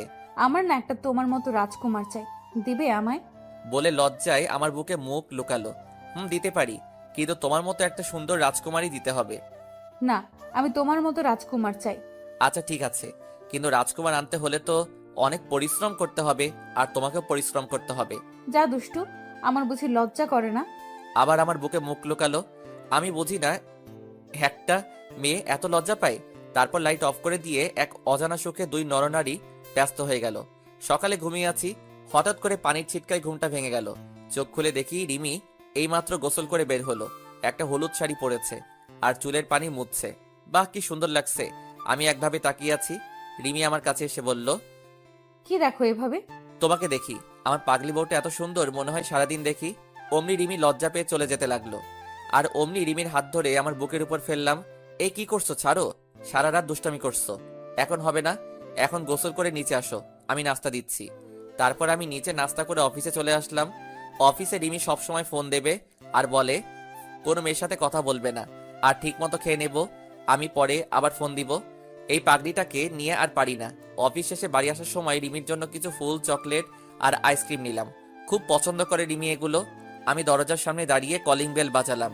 রিমি দরজা খুলে দিল, আর আমার হাতে ফুল, চকলেট, আইসক্রিম দেখে বাচ্চাদের মতো লাফাতে লাফাতে প্যাকেট আমার হাত থেকে নিয়ে আমার গালে একটা চুমু খেলো। তারপর দুজনে রুমে চলে আসলাম। আমি ফ্রেশ হতে গেলাম। ফ্রেশ হয়ে এসে দেখি রিমি চকলেট খাচ্ছে। অনেক সুন্দর লাগছে রিমিকে। আমি রিমির পাশে বসলাম। রিমি, তুমি জানো না সাবিকে রেখে একা একা খাওয়া ঠিক না। তুমি জানো না আমি দুইটা জিনিস কোনো দিন ভাগ দেব না। এক হলো চকলেট আর আইসক্রিম, আর দুই হলো আমার প্রাণের স্বামী। আচ্ছা, ভাগ দিও না, এখন আমাকে দাও, আমি খাবো। না, দেব না, সব একলা খাবো আমি। ওকে, তুমি সব খাও, আমি খাবো না। তাই বলে মিথ্যা রাগ দেখিয়ে বেলকনিতে চলে আসলাম, আর বাইরের দিকে তাকিয়ে থাকলাম। আমি জানি রিমি এখনই কান্না করে আমাকে জড়িয়ে ধরবে, আর তখনই রিমি আমার পিছন থেকে জড়িয়ে ধরলো। আমি একটু রাগ দেখিয়ে রিমিকে সরিয়ে দিলাম। রিমি এবার কান্না করে দিল, আর রিমি আমার সামনে থেকে জড়িয়ে ধরলো আর কান্না করছে। এবার আমি রিমিকে বললাম, এই পাগলি, কান্না করছো কেন তুমি? তুমি জানো না, তুমি যদি আমার উপর রাগ করে থাকো তাহলে আমি সহ্য করতে পারি না। আর আমার পাগলিটার চোখের পানি যে সহ্য করতে পারি না। তারপর রিমি পিছন থেকে একটা আইসক্রিম বের করে আমার সামনে ধরলো। আমি খাবো না, আমাকে জোর করে খাইয়ে দিল। তারপর আমি রিমিকে খাইয়ে দিলাম। তারপর বিছানায় শুয়ে পড়লাম, আর রিমি আমার বুকে শুয়ে পড়লো। কিছুদিন পরে আমি অফিসে বসে কাজ করছি, তখন রিমি আমাকে ফোন দিয়ে বলল, তুমি তাড়াতাড়ি বাসায় চলে আসো, যত তাড়াতাড়ি পারো বাসায় আসো। আমার কিছু বলার আগে ফোন কেটে দিল। আমি তো ভয় পেয়ে গেছি, আমার রিমির কিছু হলো না তো আবার। আমি অফিস থেকে বেরিয়ে খুব তাড়াতাড়ি বাসায় চলে আসলাম। এসে কলিং বেল বাজালাম, আর সাথে সাথে দরজা খুলে গেল। রিমি দরজা খুলে দিল। আমি তখন রিমিকে বললাম, কি হয়েছে তোমার? তুমি ঠিক আছো তো? তোমাকে এমন দেখাচ্ছে কেন? কি হয়েছে তোমার? দেখো কারা এসেছে, ড্রয়িং রুমে বসে আছে। আমি আস্তে আস্তে ড্রয়িং রুমে আসলাম। এসে বিরাট বড় একটা শক খেলাম। মনে হলো পৃথিবী সব থেমে পড়েছে। খুব অবাক হলাম। আমি ড্রয়িং রুমে আর কেউ নেই। আমার মা বাবা, অনিকা আর অনিকার বাবা আর ভাই বসে আছে। আমি আস্তে আস্তে তাদের কাছে গেলাম। আমি কি করব কিছু বুঝে উঠতে পারছি না। তখন আমার কান্না করতে করতে আমাকে জড়িয়ে ধরলো। আমিও কান্না করে দিলাম। তুই কোথায় ছিলি বাবা? আমাদের কথা তোর একবারও মনে পড়েনি? তোর আমাদের উপর এত অভিমান? আমরা তো তোকে না বুঝে অনেক কষ্ট দিয়েছি, ক্ষমা করে দে বাবা। আর আমাদের সাথে চল তোর নিজের বাড়ি। মা, কি বলছো এসব? তুমি কেন ক্ষমা চাচ্ছ? তোমরা তো আমাকে না বুঝে ভুল বুঝেছ। আর আমি কোথাও যাব না, আমি এখানে ভালো আছি। আর আমি বিয়ে করেছি মা। রিমি এদিকে আসো। মা, এই হচ্ছে তোমার বৌমা, যে আমাকে অনেক ভালোবাসে, নিজের জীবনের থেকেও বেশি ভালোবাসে। এবার রিমি মাকে সালাম করলো। বাহ, আমার মেয়েটা যে অনেক সুন্দর। তাই বলে রিমির কপালে একটা চুমুকে জড়িয়ে ধরলো। এবার আমি অনিকার দিকে তাকালাম। অনিকা মাথা নিচু করে বসে আছে আর ফুপিয়ে কান্না করছে। মেহেদি, আমাকে ক্ষমা করে দে বাবা, তখন মাথা ঠিক ছিল না। আমি তোকে না বুঝে অনেক কষ্ট দিয়েছি। আমার ভুলের জন্য তোর বাড়ি এমনকি শহর ছাড়তে হয়েছে। ছি বাবা, তুমি কেন ক্ষমা চাইছো? আর তোমার তো কোনো দোষ নেই, সব দোষ আমার। আমি যদি কলেজে ওরকম না করতাম তাহলে তোমার সম্মানহানি হতো না, আর আমারও শহর ছাড়তে হতো না। এবার রিমি বাবাকে সালাম করলো আর বাবা রিমির মাথায় হাত বুলিয়ে দিল। এবার অনিকা আসলো আমার কাছে। চেহারা আগের মতো আর নেই, অনেক শুকিয়ে গেছে, চোখের নিচে কালি পড়ে গেছে। মেহেদি, আমাকে মাফ করে দাও। মা, আমি কোনো বিশ্বাসঘাতকের সাথে কথা বলতে চাই না, প্লিজ ওকে আমার সামনে থেকে চলে যেতে বলো। আর আমি এখন ফ্রেশ হব। তাই বলে আমি আমার রুমে চলে আসলাম। আমি বিছানায় বসে আছি আর তখন অনিকা আমার রুমে আসলো। আর তখনই আমার ভীষণ রাগ হলো। আমি মুখে বিরক্তির ছাপ নিয়ে চলে আসতে যাব, আর তখনই অনিকা আমার হাত ধরে থামিয়ে দিল। আমি অনিকার দিকে ঘুরতে অনিকা আমার পা ধরে ফেললো আর বলতে লাগলো, মেহেদি, আমাকে মাফ করে দাও প্লিজ। আমি সেদিন তোমাকে বাঁচাতে গিয়ে আমি সেদিন সবার সামনে মিথ্যে বলছি। আমার বাবা আমাকে বলেছিল আমি যদি ওই কথা না বলতাম তাহলে তোমাকে আমার ভাইয়া তোমাকে মেরে ফেলতো। তাই আমি সেদিন মিথ্যে বলছি। আর তুমি চলে আসার পর আমি তোমায় অনেক খুঁজেছি। তোমার জন্য প্রতি রাতে আমি কান্না করেছি। তোমার কথা ভেবে আমি ঠিক মতো ঘুমাতে পারিনি। তুমি চলে যাওয়াতে আমি একেবারে কলেজ যাওয়া বাদ দিয়ে দিছি। যেখানে তুমি নেই সেখানে আমি কিভাবে থাকি বলো? আমি তোমাকে ক্ষমা করতে পারবো না। তোমাকে আমি ঘৃণা করি। তোমার সাথেও কথা বলতে আমার ঘৃণা হচ্ছে। আমি তোমার চেহারাও দেখতে চাই না। আর তুমি কোনোদিন আমার সামনে আসবে না। আর আমার আর রিমির মধ্যে যেন না দেখি। আমি কোনো বিশ্বাসঘাতকের জন্য আমি রিমিকে হারাতে চাই না। আমি যতটুকু রিমিকে ভালোবাসি তার থেকে 1000 গুণ বেশি তোমাকে ঘৃণা করি। আমি তাই বলে চলে আসতে যাব, তখন দেখি রিমি দরজার কাছে দাঁড়িয়ে সব শুনছে আর ফুপিয়ে কান্না করছে। আমি রিমির কাছে যাওয়া মাত্র রিমি বলল, আমি একটা কথা বলবো, রাখবে আমার কথা? বলো কি কথা? আমি কি কোনোদিন তোমার কথা অমান্য করেছি? আনিকা আপু তোমাকে খুব ভালোবাসে। তুমি আনিকা আপুকে বিয়ে করে নাও, আমি কিচ্ছু মনে করব না। আর আমি দূরে কোথাও হারিয়ে যাব। আমি রিমিকে জোরে একটা চড় মারলাম। তুমি ভাবলে কি করে আমি তোমাকে রেখে আমি এই বিশ্বাসঘাতককে বিয়ে করব? আর তুমি কিভাবে এই কথাটা বললে? তুমি জানো না আমি তোমায় কতটা ভালোবাসি। আর আমায় ছাড়া তুমি থাকতে পারবে? আমার বুকে মাথা না দিয়ে ঘুমালে তোমার ঘুম আসবে? আর তোমায় ছাড়া আমি কোনোদিন ভালো থাকবো না। তোমায় আমি পাগলের মতো ভালোবাসি। কান্না করে জড়িয়ে ধরলাম। তারপর রিমিও আমাকে শক্ত করে জড়িয়ে ধরলো। আমিও তোমাকে অনেক ভালোবাসি। তোমায় ছাড়া আমি বাঁচতে পারবো না। তোমায় ছাড়া আমি ঘুমাতে পারবো না। আমাকে ছেড়ে চলে যেও না। তুমি চলে গেলে আমি আর বেঁচে থেকে কি হবে বলো? না পাগলি বউ আমার, তোমায় ছেড়ে কোনোদিন যাব না। অনিকা সব দেখছিল, আমার আর রিমির ভালোবাসা। তারপর অনিকা কান্না করতে করতে বাইরে চলে গেল। তারপর আমি আর রিমি ড্রয়িং রুমে আসলাম। আমি আসার সাথে সাথে অনিকার ভাই আমার দিকে এগিয়ে আসলো। মেহেদি, উপরে কি হলো জানি না, কিন্তু আনিকা কান্না করতে করতে চলে গেল। আগে যা হয়েছে সব ভুলে যাও আর আমাদের সবাইকে ক্ষমা করে দাও। সেদিন তোমার একটা বন্ধু আছে, তার কথা শুনে আমরা তোমাকে ভুল বুঝেছি। প্লিজ তুমি আনিকাকে মাফ করে দাও আর আমাদের সাথে চলো। আমি কোনোদিন আপনাকে বা আপনাদের কাউকে ক্ষমা করব না। আপনাদের জন্য আমার বাবার সম্মানহানি হয়েছে। আপনাদের জন্য আমি নিজের বাড়ি, এমনকি নিজের শহর ছাড়তে হয়েছে। তুমি চলে যাবার পর আনিকা সব সময় কান্না করতো। কলেজ যাওয়া বন্ধ করে দিছে, এমনকি ঠিকমতো খায় না, সব সময় নিজেকে একটা রুমে বন্দি রাখে। প্লিজ, আমি আর কাউকে বিশ্বাস করতে পারবো না। আর এই যে আমার বউ, সে আমাকে অনেক ভালোবাসে। আপনার বোনের মতো বিশ্বাসঘাতক না। আমি যখন এই শহরে নতুন এসেছি তখন না ছিল থাকার জায়গা আর না ছিল খাওয়ার মতো টাকা। তখন এই রিমি আমাকে আশ্রয় দিয়ে পড়াশোনা করিয়ে আমি এখন চাকরি করি আর আমি রিমিকে বিয়ে করি। তাই আপনারা আর কোনোদিন এই বাড়িতে আসবেন না। চলে যান এক্ষুনি। এরপর তারা সবাই চলে গেল। এবার আমি আমার মা বাবার কাছে গেলাম। মা বাবা, তোমরা যেখানে থাকো কতদিন তোমাদের সাথে দেখা হয়নি, কতদিন একসাথে খাবার খাইনি। মা বাবা আর জোর করলো না, সবাই একসাথে অনেক গল্প করলাম। মা তো রিমিকে পেয়ে মনে হচ্ছে নিজের হারানো মেয়েকে ফিরে পেয়েছে। তারপর সবাই একসাথে রাতের খাবার খেয়ে মা বাবার বিছানায় পেতে দিল অন্য রুমে। তারপর যে যার রুমে গিয়ে শুয়ে পড়লাম। প্রতিদিনের মতো রিমি আমার বুকে মাথা দিয়ে শুয়ে আছে, কিন্তু কোনো কথা বলছে না। চুপচাপ শক্ত করে জড়িয়ে ধরে শুয়ে আছে। আমার কেমন খটকা লাগলো। এই রিমি, তুমি কথা বলছো না কেন? কি হয়েছে তোমার? এবার রিমির দিকে তাকিয়ে দেখি রিমি কান্না করছে। এই পাগলি, কান্না করছো কেন তুমি? কি হয়েছে তোমার? খুব ভয় হচ্ছে আমার। কেন ভয় পাচ্ছ? আমি তো আছি তোমার সাথে। ওরা যদি তোমাকে নিয়ে চলে যায় তাহলে আমি কি নিয়ে বাঁচবো? তখন কি হবে আমার? খুব ভয় হচ্ছে। তোমাকে যদি তারা নিয়ে যায় তাহলে আমি সত্যি বলছি আমি সেদিনই মরে যাব। চুপ পাগলি, আমার এ কথা বলে না। আমি কোথাও যাব না, আর আমি তোমায় ছাড়া আমিও বেঁচে থাকতে পারবো না। তারপর রিমির কপালে একটা ভালোবাসার পরশ এঁকে দিলাম, আর রিমি আমাকে শক্ত করে জড়িয়ে ধরে শুয়ে পড়ল। হঠাৎ কারো কান্নার শব্দে কারণে ঘুম ভেঙে গেল। আমি তাড়াতাড়ি উঠে দেখি রিমি আমার পাশে বসে কান্না করছে। কি হয়েছে, তুমি আবার কান্না করছো কেন? তুমি আমাকে আর আগের মতো ভালোবাসো না। আমাকে আর ভালো লাগে না, তাই না? কি বলছো এসব? আমি তো কিছুই বুঝতে পারছি না। আর তোমাকে ভালোবাসবো না তো কাকে ভালোবাসবো? সব জানি। তুমি যদি আমাকে আগের মতো ভালোবাসতে তাহলে সকালে উঠে দেখি আমি বালিশে শুয়ে আছি কেন?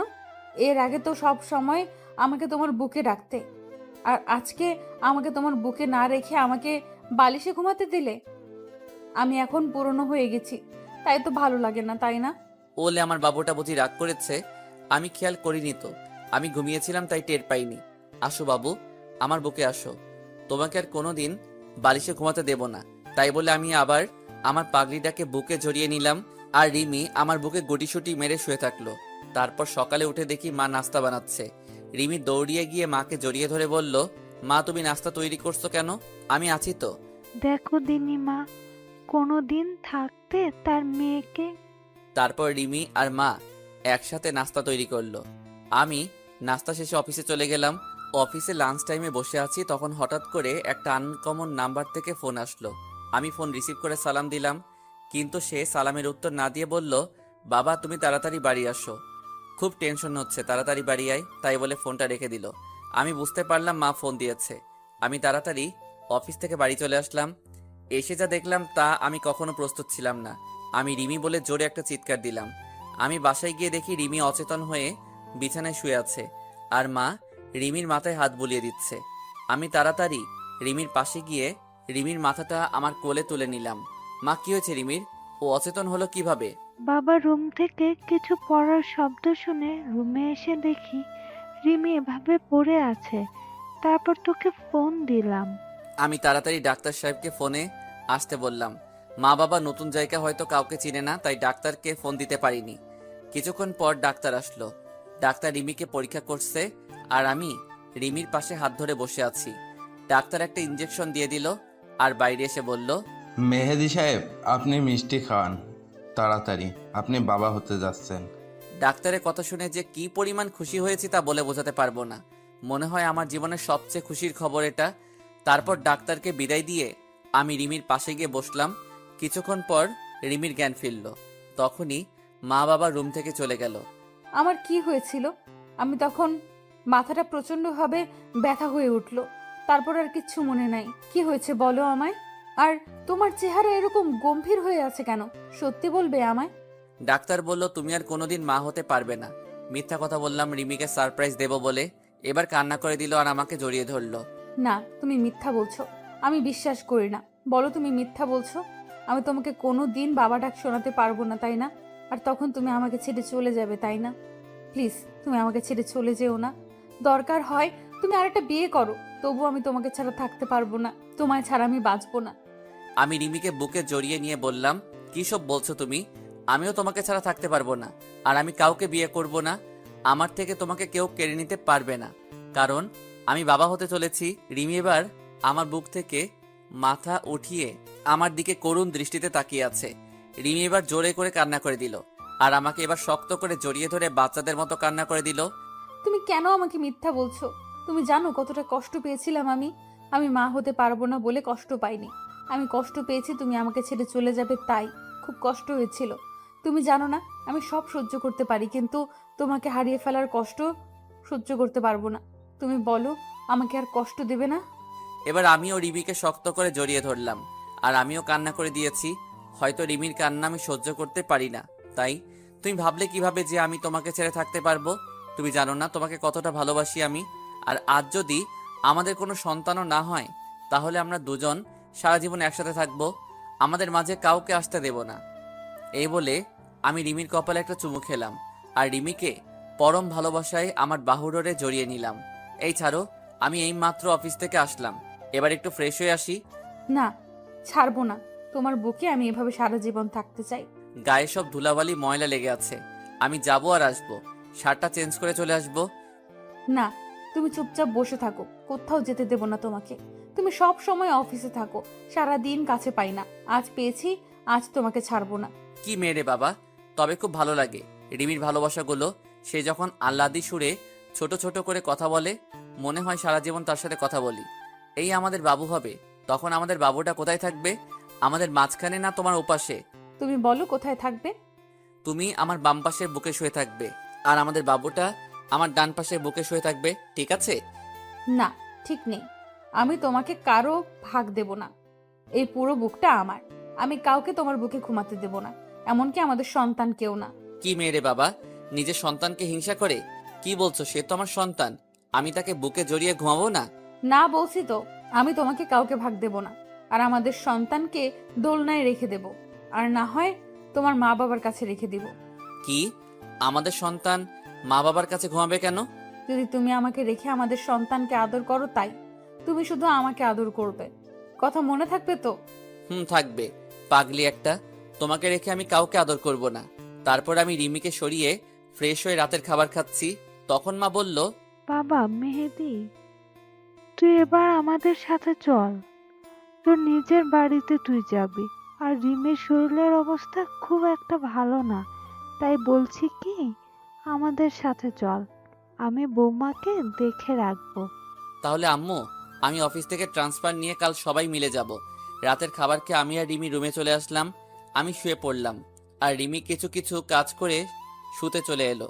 তারপর রিমি আমার বুকে মাথা দিয়ে শুয়ে বলল, আমি প্রায় শুনি অনেক মেয়ে মা হতে গিয়ে মারা যায়, আমিও যদি তাদের মধ্যে পড়ি তখন তুমি আমাকে ছাড়া থাকতে পারবে? চুপ, এরকম কথা আর বলবে না। আর তোমার কিছু হবে না, তোমার পাশে আমি সবসময় থাকবো। তুমি কোনো চিন্তা করো না, শুধু আমাকে ভালোবেসে যাও, আর আমাদের বাবুটার দিকে খেয়াল রাখো। তারপর রিমি জড়িয়ে ধরে ঘুমিয়ে পড়লাম। সকালে উঠে দেখি রিমি সুন্দর করে বাচ্চাদের মতো গুটিসুটি মেরে আমাকে জড়িয়ে ধরে শুয়ে আছে। মনে হচ্ছে রিমি তার সবচেয়ে নিরাপদ জায়গা পেয়ে গেছে। আমিও আর রিমিকে ডাকলাম না, ডাকলে রিমির ঘুমটা ভেঙে যাবে। কিছুক্ষণ পর রিমির ঘুম ভেঙে গেল, আর আমার দিকে তাকিয়ে দেখে আমি তার দিকে তাকিয়ে আছি। তখন রিমি আমার ঠোঁটে একটা চুমু খেলো, আর দুই গালে দুইটা চুমু দিয়ে উঠে পড়লো। আমি ফ্রেশ হয়ে অফিসে চলে গেলাম। ঝিনাইদহে আমার অফিস, ট্রান্সফার করে চলে আসলাম। আজ রাতেই চলে যাব এখান থেকে। সবাই যে যার ব্যাগ গুছিয়ে নিয়ে রিমির মা বাবার সাথে দেখা করে চলে আসলাম।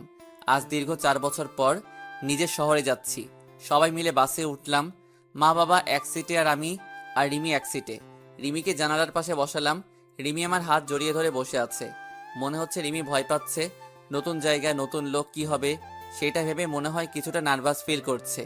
রিমি, তুমি নতুন জায়গায় নতুন লোকের মাঝে যাচ্ছ, তুমি নার্ভাস ফিল করছো? না, মোটেই না। তুমি সাথে থাকলে আমি সব জায়গায় যেতে রাজি, শুধু তুমি আমার হাতটা শক্ত করে ধরে রেখো।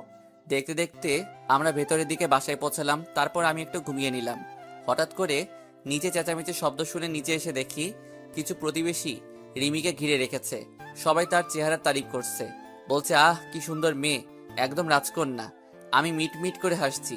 এরপর আমি নিচে আসলাম। সবাই আমাকে দেখে ভালো মন্দ জিজ্ঞাসা করছে। আমি সবার প্রশ্নের উত্তর দিলাম। কিছুক্ষণ পর মা নাস্তা করতে ডাকলো। আমরা নাস্তা করে রুমে আসলাম। রিমি, চলো গুছিয়ে নাও, আজ আমাদের শহরটা ঘুরে বেড়াবো। অনেকদিন পর আসছি তো তাই, আর তোমারও শহরটা চেনা হয়ে যাবে। আমরা দুজন বের হয়ে গেলাম। আমি কাল একটা পাঞ্জাবি পরেছি, আর রিমি কাল একটা শাড়ি পরেছে। যখনই আমরা বের হতে যাব তখনই মা ডাকলো। হাতে দেখি একটা থালা। মা কাছে এসে বলল, আমার ছেলে আর মেয়ের দিকে যেন আরো নজর না পড়ে। আসলে যেই দেখবে তারই নজর পড়বে, কারণ আমরা ম্যাচিং করে ড্রেস পরেছি। খুব সুন্দর লাগছে রিমিকে। তারপর আমরা সেই কলেজে আসলাম। যেখানে আমি পড়তাম আর অনিকার সাথে পরিচয় হয়েছিল। সেই বড় আম গাছটা এখনো সেইভাবেই আছে। তারপর আসলাম নদীর পাড়ে।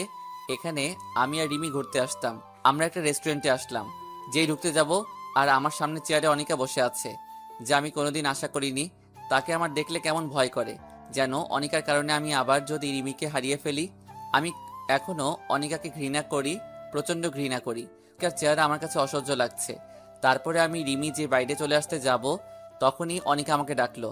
আমি না শোনার ভান করে রিমিকে নিয়ে চলে আসতে যাব, তখনই অনিকা আমার সামনে এসে দাঁড়ালো। আপনি এরকমভাবে আমাদের পথ আটকালেন কেন? কি চান আপনি? প্লিজ মেহেদি, আমার কথাটা শোনো একবার। শুধু একটা কথা বলবো, তারপর আর তোমাকে কোনো দিন ডিস্টার্ব করবো না। বলেন, কি বলবে? আমি জানি তোমার সাথে আমি কত বড় অন্যায় করেছি। আমার জন্য তুমি অনেক কষ্ট পেয়েছো। আমার জন্য তুমি এত বছর তুমি তোমার আপনজনের অবহেলা পেয়েছো। আমি জানি তুমি আমাকে অনেক ঘৃণা করো, আমাকে তুমি একদমই সহ্য করতে পারো না। কিন্তু আমি যদি সেদিন একটু সাহস দেখাতাম, তাহলে হয়তো রিমির জায়গায় আমি থাকতাম। কিন্তু আমার কপালটাই খারাপ, আমি তোমাকে এখনো আগের মতো ভালোবাসি। তবে তুমি চিন্তা করো না, আমি তোমাদের মাঝে দেওয়াল হয়ে দাঁড়াবো না। শুধু আমাকে একবার ক্ষমা করে দাও। আমি তোমার ভালোবাসা নিয়ে দূরে সরে যাব, আর কোনো দিন তোমার সামনে আসবো না। এই বলে অনিকা কান্না করতে করতে চলে গেল। আমি আর রিমি ওখান থেকে চলে আসতে যাব, তখনই দেখি আনিকার বড় ভাই সেখানে দাঁড়িয়ে আমার দিকে রাগী দৃষ্টিতে তাকিয়ে আছে। মনে হয় আমাকে একা পেলে চিবিয়ে খেয়ে ফেলতো। আমি তাড়াতাড়ি ওখান থেকে চলে আসলাম। তারপর বাড়ি এসে রিমিকে রেখে চলে গেলাম আমার জানের জিগের দোস্ত রাজুর কাছে। আমি রাজুর বাড়ির সামনে দাঁড়িয়ে কলিং বেল বাজালাম। কিছুক্ষণ পর দরজা খুলে দিল। দরজা খুলল রাজুর মা। আন্টি কেমন আছেন? আমাকে চিনতে পারছেন? আমি মেহেদি। এইবার রাজুর মা খুব খুশি হয়ে, বাবা, তুই কতদিন পরে এলি? সেই চলে গেলি, আর ফিরে আসলে না। আন্টি রাজু কই? রাজু তার রুমে আছে, যাও দেখা করে আসো। আমি রাজুর রুমে গিয়ে দেখি রাজু চোখ বন্ধ করে হেডফোনে গান শুনছে। আমি আস্তে আস্তে রাজুর কাছে গিয়ে রাজুকে একটা চড় মারলাম আস্তে করে। রাজু ভয় পেয়ে তাড়াতাড়ি উঠে পড়ল। আর রাজু সামনে তাকিয়ে দেখে আমি দাঁড়িয়ে আছি। রাজু দৌড়িয়ে আমাকে জড়িয়ে ধরে বলল, কেমন আছিস দোস্ত? তুই চলে যাওয়ার পর থেকে আমি আড্ডা মারা বন্ধ করে দিছি। তুই না থাকলে কিভাবে মজা হবে বল? এবার থেকে আবার আড্ডা হবে। আমি চলে আসছি না? চল আগে ভাবির সাথে দেখা করে আসি। চলো, কিন্তু ভাবিকে পেয়ে যেন আমাকে ভুলে যাস না শালা। তারপর দুজনে চলে আসলাম আমাদের বাসায়। তারপর রুমে ঢুকে দেখি রিমি কাপড় গুছিয়ে আলমারিতে রাখছে। আমি পিছন থেকে গিয়ে রিমিকে জড়িয়ে ধরলাম। রিমি ভয় পেয়ে বলল, এভাবে কেউ জড়িয়ে ধরে? আমি তো ভয় পেয়ে গেছি। তারপর আমি রাজুর সাথে রিমির পরিচয় করিয়ে দিলাম। এভাবে আমাদের সুখের সংসার চলতে থাকলো। তবে এখন আর অনিকাকে দেখা যায় না, আর ডিস্টার্বও করে না। কিন্তু আমার মনে হয় কেউ আমার পিছু নিচ্ছে। এভাবে আমার আর রিমির সংসার 8 মাস চলে গেল। আজ আমি অফিসে বসে কাজ করছি, তখন আমার বাবা ফোন দিয়ে বলল রিমিকে হাসপাতালে নেওয়া হয়েছে। রিমির ডেলিভারি পেইন উঠেছে। তাই আমিও সবকিছু ফেলে তাড়াতাড়ি হাসপাতালে চলে আসলাম। এসে দেখি রিমিকে ওটিতে নেওয়া হয়েছে। আমি বাইরে অপেক্ষা করছি, খুব টেনশন হচ্ছে। কিছুক্ষণ পর ডাক্তার বের হয়ে আসলো। আমি সাথে সাথে ডাক্তারের কাছে গেলাম। ডাক্তার, কি হয়েছে আমার রিমির? আপনি কিছু বলছেন না কেন? মেহেদি সাহেব, আপনার মেয়ে হয়েছে আর বাচ্চার মা সরি। তাই বলে ডাক্তার চলে গেল। আমি সাথে সাথে সেখানে চুপ করে বসে পড়লাম। আমার মাথা কিছু কাজ করছিল না। কি করব আমি? কিভাবে থাকবো রিমিকে ছাড়া? তারপর আমি দৌড়িয়ে রিমির কাছে গেলাম। যে দেখি রিমি চোখ বুজে শুয়ে আছে। আমি রিমিকে জড়িয়ে ধরে কান্না শুরু করে দিলাম। তুমি কথা দিয়েছিলে তুমি আমাকে ছেড়ে কোথাও যাবে না, তাহলে কেন চলে গেলে? আমি কিভাবে বাঁচবো তোমাকে ছাড়া? আমি রিমিকে জড়িয়ে ধরে কান্না করছি। তারপর হঠাৎ করে কেউ আমাকে জড়িয়ে ধরলো আর বলছে, তোমাকে ছেড়ে কোথাও যাব না পাগল। এবার চোখ খুলে তাকিয়ে দেখি রিমি আমাকে জড়িয়ে ধরে আছে। আর রিমি আমার দিকে তাকিয়ে মিটমিট করে হাসছে। তারপর আমি রিমিকে শক্ত করে জড়িয়ে ধরে রাখলাম। আর কোনোদিন রিমিকে হারিয়ে যেতে দেব না। তারপর রিমিকে এক ঝাটকায় সরিয়ে দিয়ে বললাম, তুমি আমার সাথে এরকম অভিনয় করলে কেন?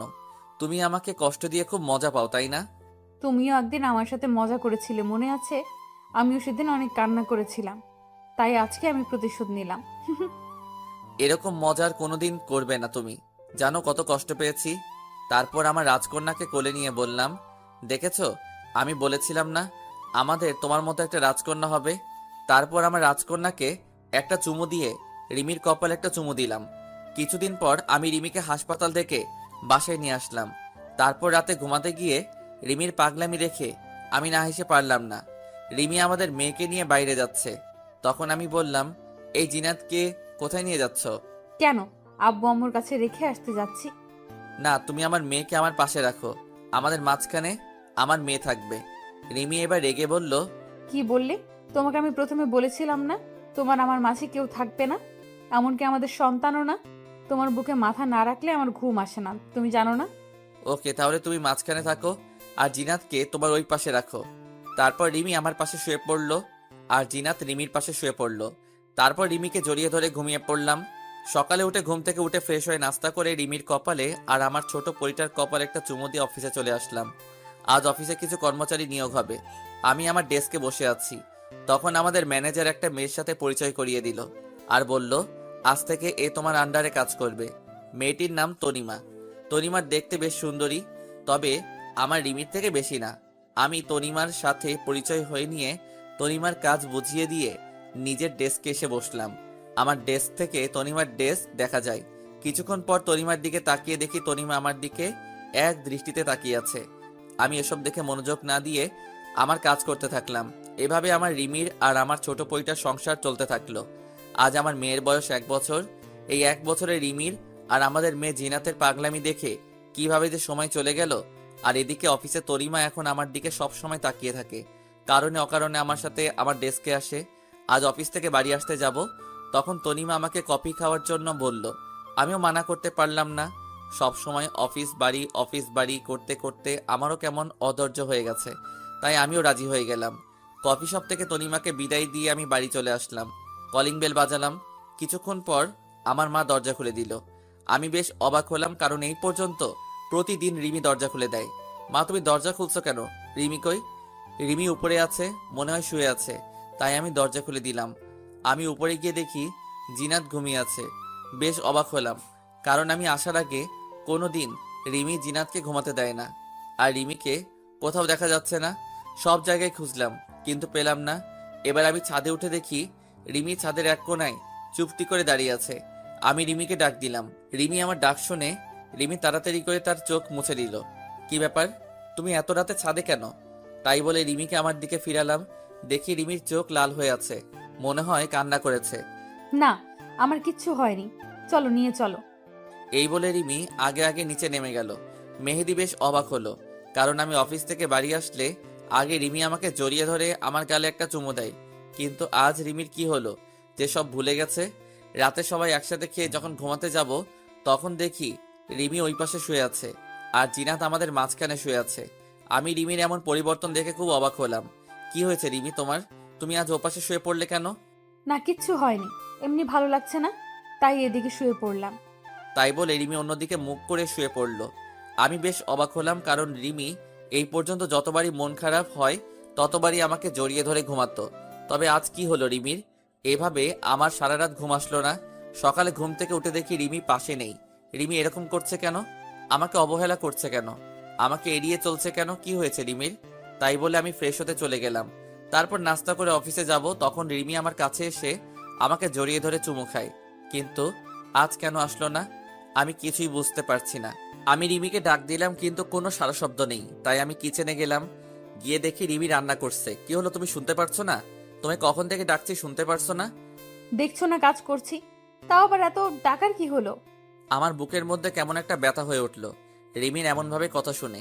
রিমি আমার সাথে এমনভাবে কথা বলছে কেন বুঝতে পারছি না। তারপর নাস্তা না করে অফিসে চলে আসলাম।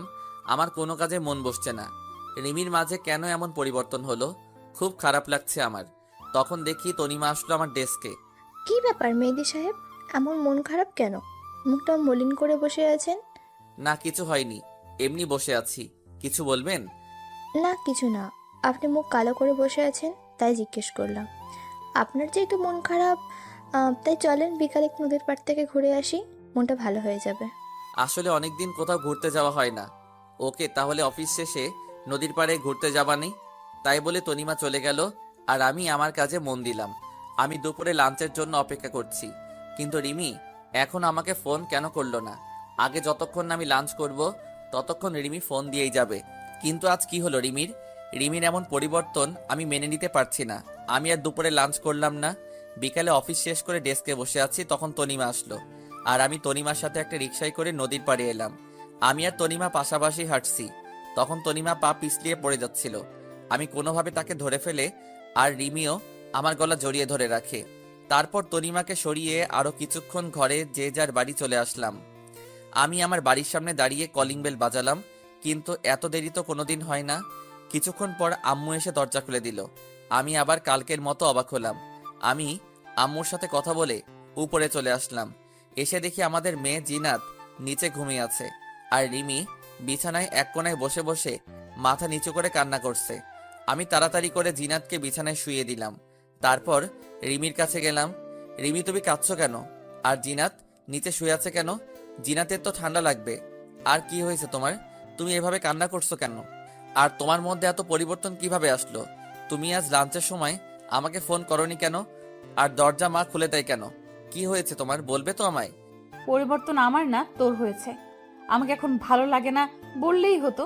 কেন আমার জীবন নিয়ে খেলা করছিস? কি দোষ করেছি আমি যে আমার সাথে তুই এমন করবি? তোকে তো আমি নিজের জীবনের চাইতেও বেশি ভালোবাসি। তাহলে কেন তুই অন্য মেয়ের সাথে লুতুপুতু করিস? তোর কাছে তো শুধু আমি কিচ্ছু চাইনি, শুধু একটু ভালোবাসা চেয়েছি।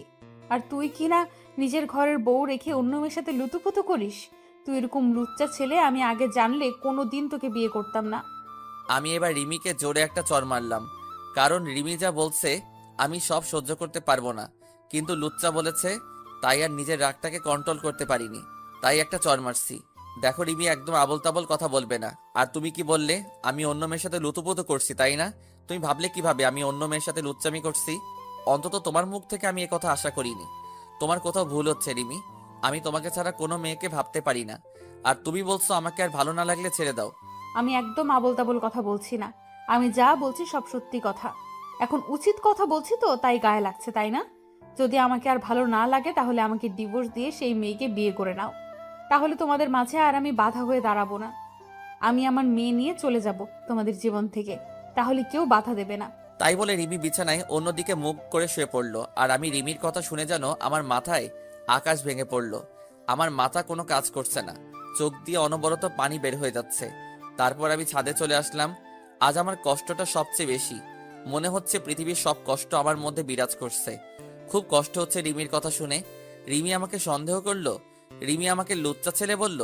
আমি কোনোদিন স্বপ্নেও ভাবতে পারিনি যে রিমি আমাকে এমন বলবে। তারপর আমি নিচে গিয়ে দোকান থেকে এক প্যাকেট সিগারেট কিনে নিয়ে আসলাম। আজ অনেকদিন পর সিগারেট খাচ্ছি। যদি মনে কষ্টগুলো যদি এইভাবে ধোয়ার সাথে বের করতে পারতাম, তাহলে পৃথিবীতে আর কারো কষ্ট হতো না। রিমিকে আমি অনেক ভালোবাসি। রিমি আমাকে সন্দেহ করলো। আমার ভাবতেই কষ্ট হচ্ছে যে রিমি আমার সাথে এমন ব্যবহার করলো। তারপর সব সিগারেট শেষ করে রাত 2টার দিকে রুমে আসলাম। দেখি আমার পরীটা ঘুমিয়ে আছে। আমি আস্তে আস্তে করে জিনার কপালে একটা চুমু খেলাম, আর রিমির কপালে চুমু খেয়ে আমি নিজের জায়গায় শুয়ে পড়লাম। সকালে ঘুম থেকে উঠে দেখি সকাল 10টা বাজে, আর রিমি, জিনাত কেউ নেই পাশে। আজ রিমি আমাকে ডাকলো না অফিস যাওয়ার জন্য। কিছুক্ষণ বিছানায় বসে রিমির কথা ভাবছিলাম। তারপর ফ্রেশ হয়ে নিচে গিয়ে দেখি জিনাত তার দাদির সাথে খেলা করছে, আর রিমি রান্নাঘরে রান্না করছে। আমি নিচে আসতেই মা বলল, মেহেদি, আজ অফিস যাসনি বাবা? না মা, আজ শরীরটা ভালো লাগছে না, তাই আজ যাইনি। তারপর কিচেনে চলে গেলাম। গিয়ে দেখি রিমি দাঁড়িয়ে আছে। আমি পিছন থেকে রিমিকে জড়িয়ে ধরলাম, কিন্তু রিমি আমাকে এক ঝটকে সরিয়ে দিল। তারপর রিমি আমাকে 1 কাপ চা দিয়ে কিচেন থেকে বেরিয়ে পড়ল। রিমির এমন আচরণে অনেক কষ্ট পেলাম, আর বুকের মধ্যে চিনচিন ব্যথা অনুভব করলাম। আমি চা না খেয়ে রুমে চলে আসলাম। রুমে এসে দেখি রিমি বিছানা গোছাচ্ছে। রিমি, সরি কালকে তোমার গায়ে হাত ওঠানোর জন্য। আসলে কাল মাথাটা রিমি আমাকে কিছু বলতে না দিয়ে মুখে একরাশ বিরক্তি ভাব নিয়ে এসে রুম থেকে হনহন করে চলে গেল। রিমি সকাল থেকে আমার সাথে একবারও কথা বলেনি, তাই আমিও রাগ করে বাইরে চলে আসলাম। সারাদিন বাইরে কাটিয়ে দিয়ে রাত 11টার সময় বাড়ি আসলাম, কিন্তু রিমি আমাকে একবারও ফোন করলো না। কোথায় আছি, কিছু খেয়েছি কিনা। মনে হচ্ছে সবকিছু ছেড়ে আমি কোথাও চলে যাই, যেখানে কোনো প্যারা নেই। রাতে বাড়ি এসে দেখি রিমি আর আমার ছোট পরীটা শুয়ে আছে। রিমি আমাকে দেখে অন্য দিকে শুয়ে পড়লো, আর আমি জিনাতকে একটু কোলে চুমু খেয়ে জিনাতকে শুয়ে দিলাম। রিমি, আমার ক্ষুধা লাগছে, আমার খাবার কই? রিমি কোনো কথা বলছে না, চুপচাপ শুয়ে আছে। তাই আমি আর কিছু না বলে শুয়ে পড়লাম। শুয়ে শুয়ে ভাবছি কি দোষ করেছি যে রিমি আমাকে এত বড় সাজা দিচ্ছে। রিমির অবহেলা আমার সহ্য হচ্ছে না। আপনজনের অবহেলাগুলো অনেক কষ্টদায়ক হয়, যা সহ্য করার মতো মন আমাদের দেয়নি। সকালে উঠে ফ্রেশ হয়ে নাস্তা না করে অফিসে চলে আসলাম। অফিসের কাজে কোনো রকম মন বসছে না, তাই আনমনে বসে রইছি। অফিস শেষে রিক্সার জন্য বাইরে দাঁড়িয়ে আছি, তখন তনিমা রিক্সা নিয়ে আসলো। এসে বলল, মেহেদি সাহেব, আমার সাথে এক জায়গায় একটু যেতে পারবেন? খুবই দরকারি কাজ। প্লিজ চলেন, আপনি গেলে খুবই ভালো হয়। আমি যাব না। আমাকে জোর করে নিয়ে গেল। হঠাৎ করে রিক্সা থেমে গেল। আমি তাকিয়ে দেখি একটা হোটেলের নিচে দাঁড়িয়ে আছি।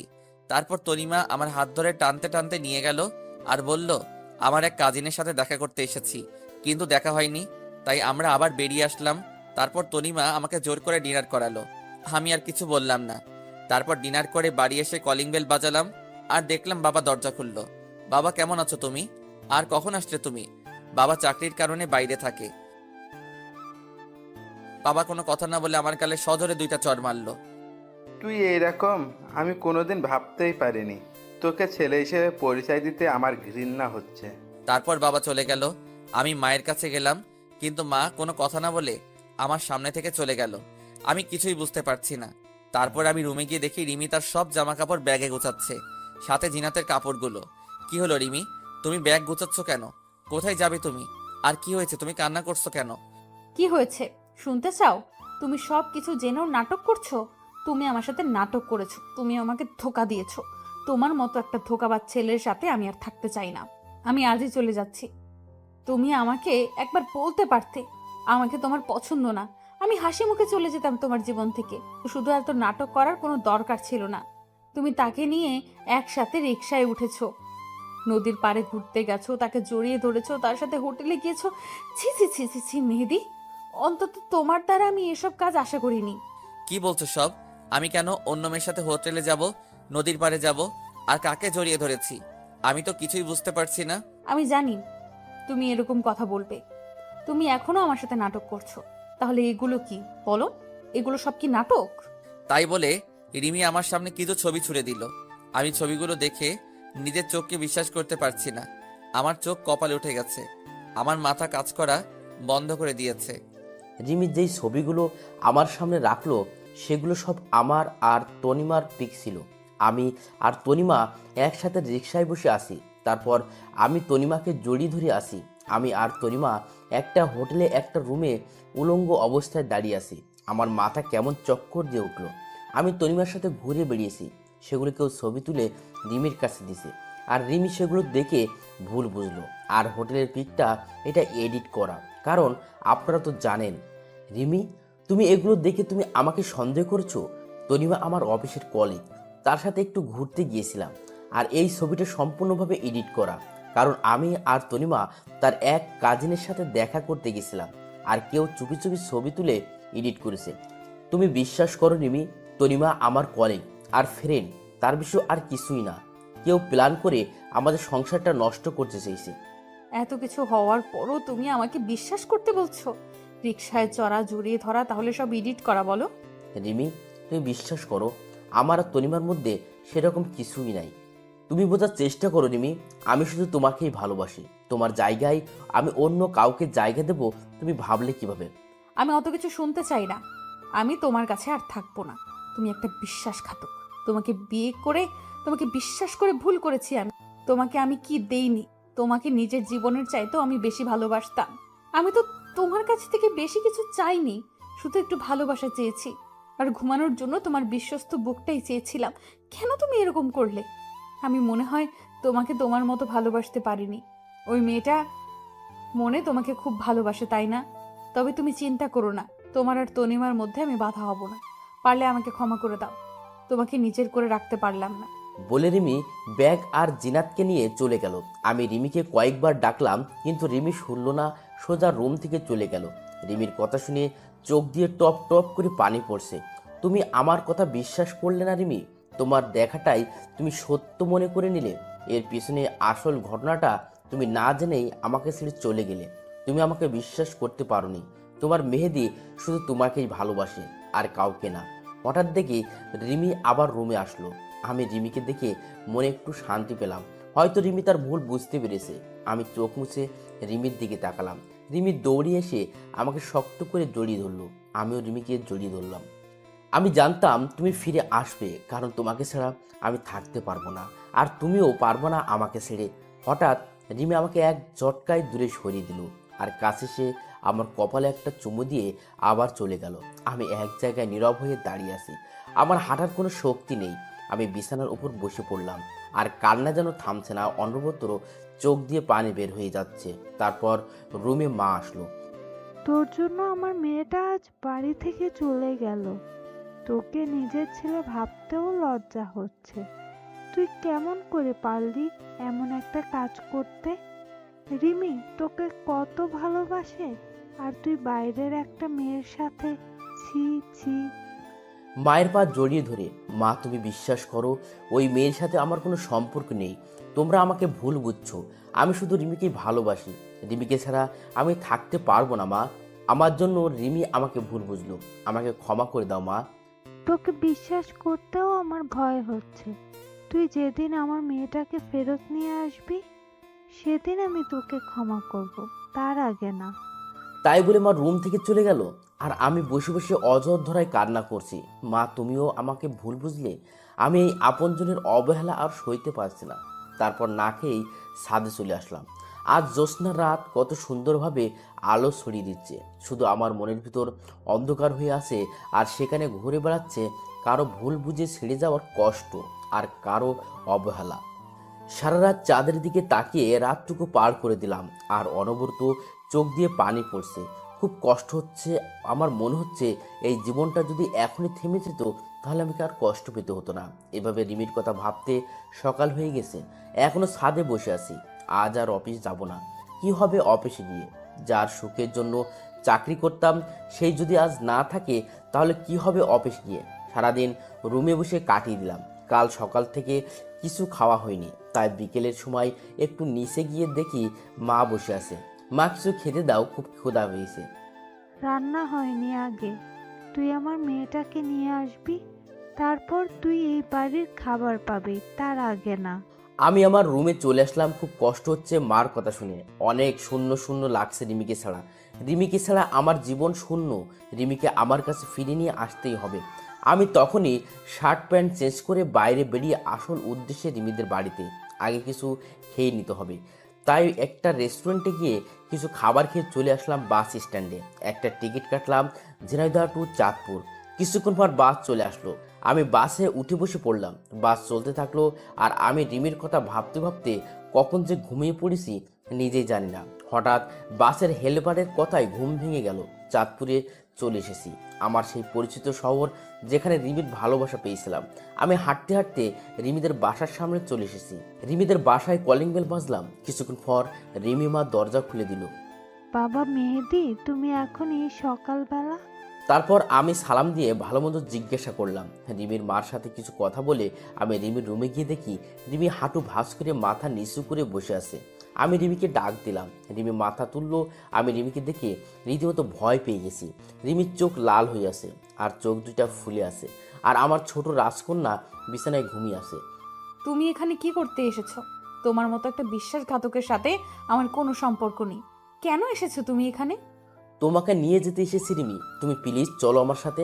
তোমাকে ছাড়া আমার জীবনটা একদম শূন্য শূন্য লাগছে। কাল সারা রাত ঘুমাইনি, তুমি পাশে ছিলে না তাই। কাল সারাদিন কোনো খাবার খাইনি, শুধু তুমি পাশে নাই। প্লিজ চলো আমার সাথে। তোমাকে ছাড়া জীবনটা কেমন অসম্পূর্ণ লাগছে। আজ সারাদিন তোমার কথা ভেবেছি, তুমি কখন ফিরে আসবে আমার কাছে। প্লিজ তুমি চলো আমার সাথে। আমি তোমার কোনো কথা শুনতে চাই না, তোমার কোনো কথা বিশ্বাস করি না। কেন? তোমার তো খুশি হওয়ার কথা। তোমার আর ওই মেয়েটার মধ্যে কোনো রিমি নামে কেউ বাধা নেই। আর তুমি কেন এসেছো এখানে?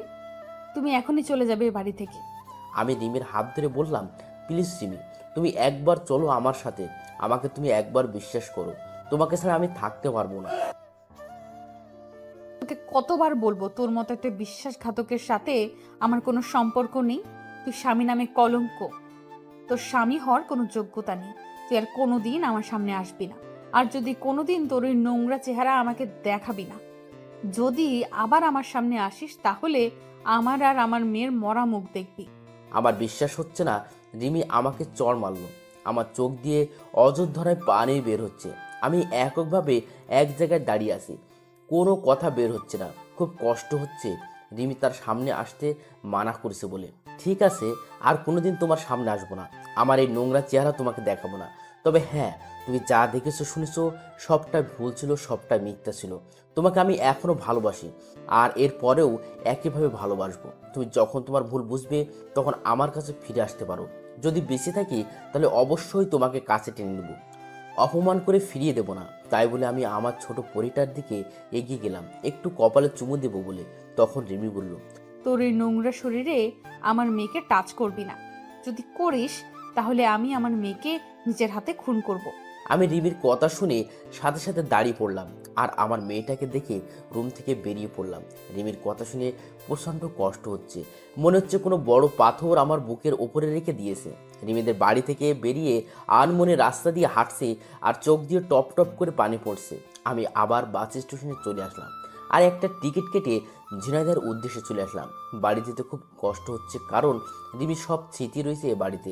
আর মাকে কি জবাব দিব যে তার বৌমাকে ফিরিয়ে নিয়ে আনতে পারেনি।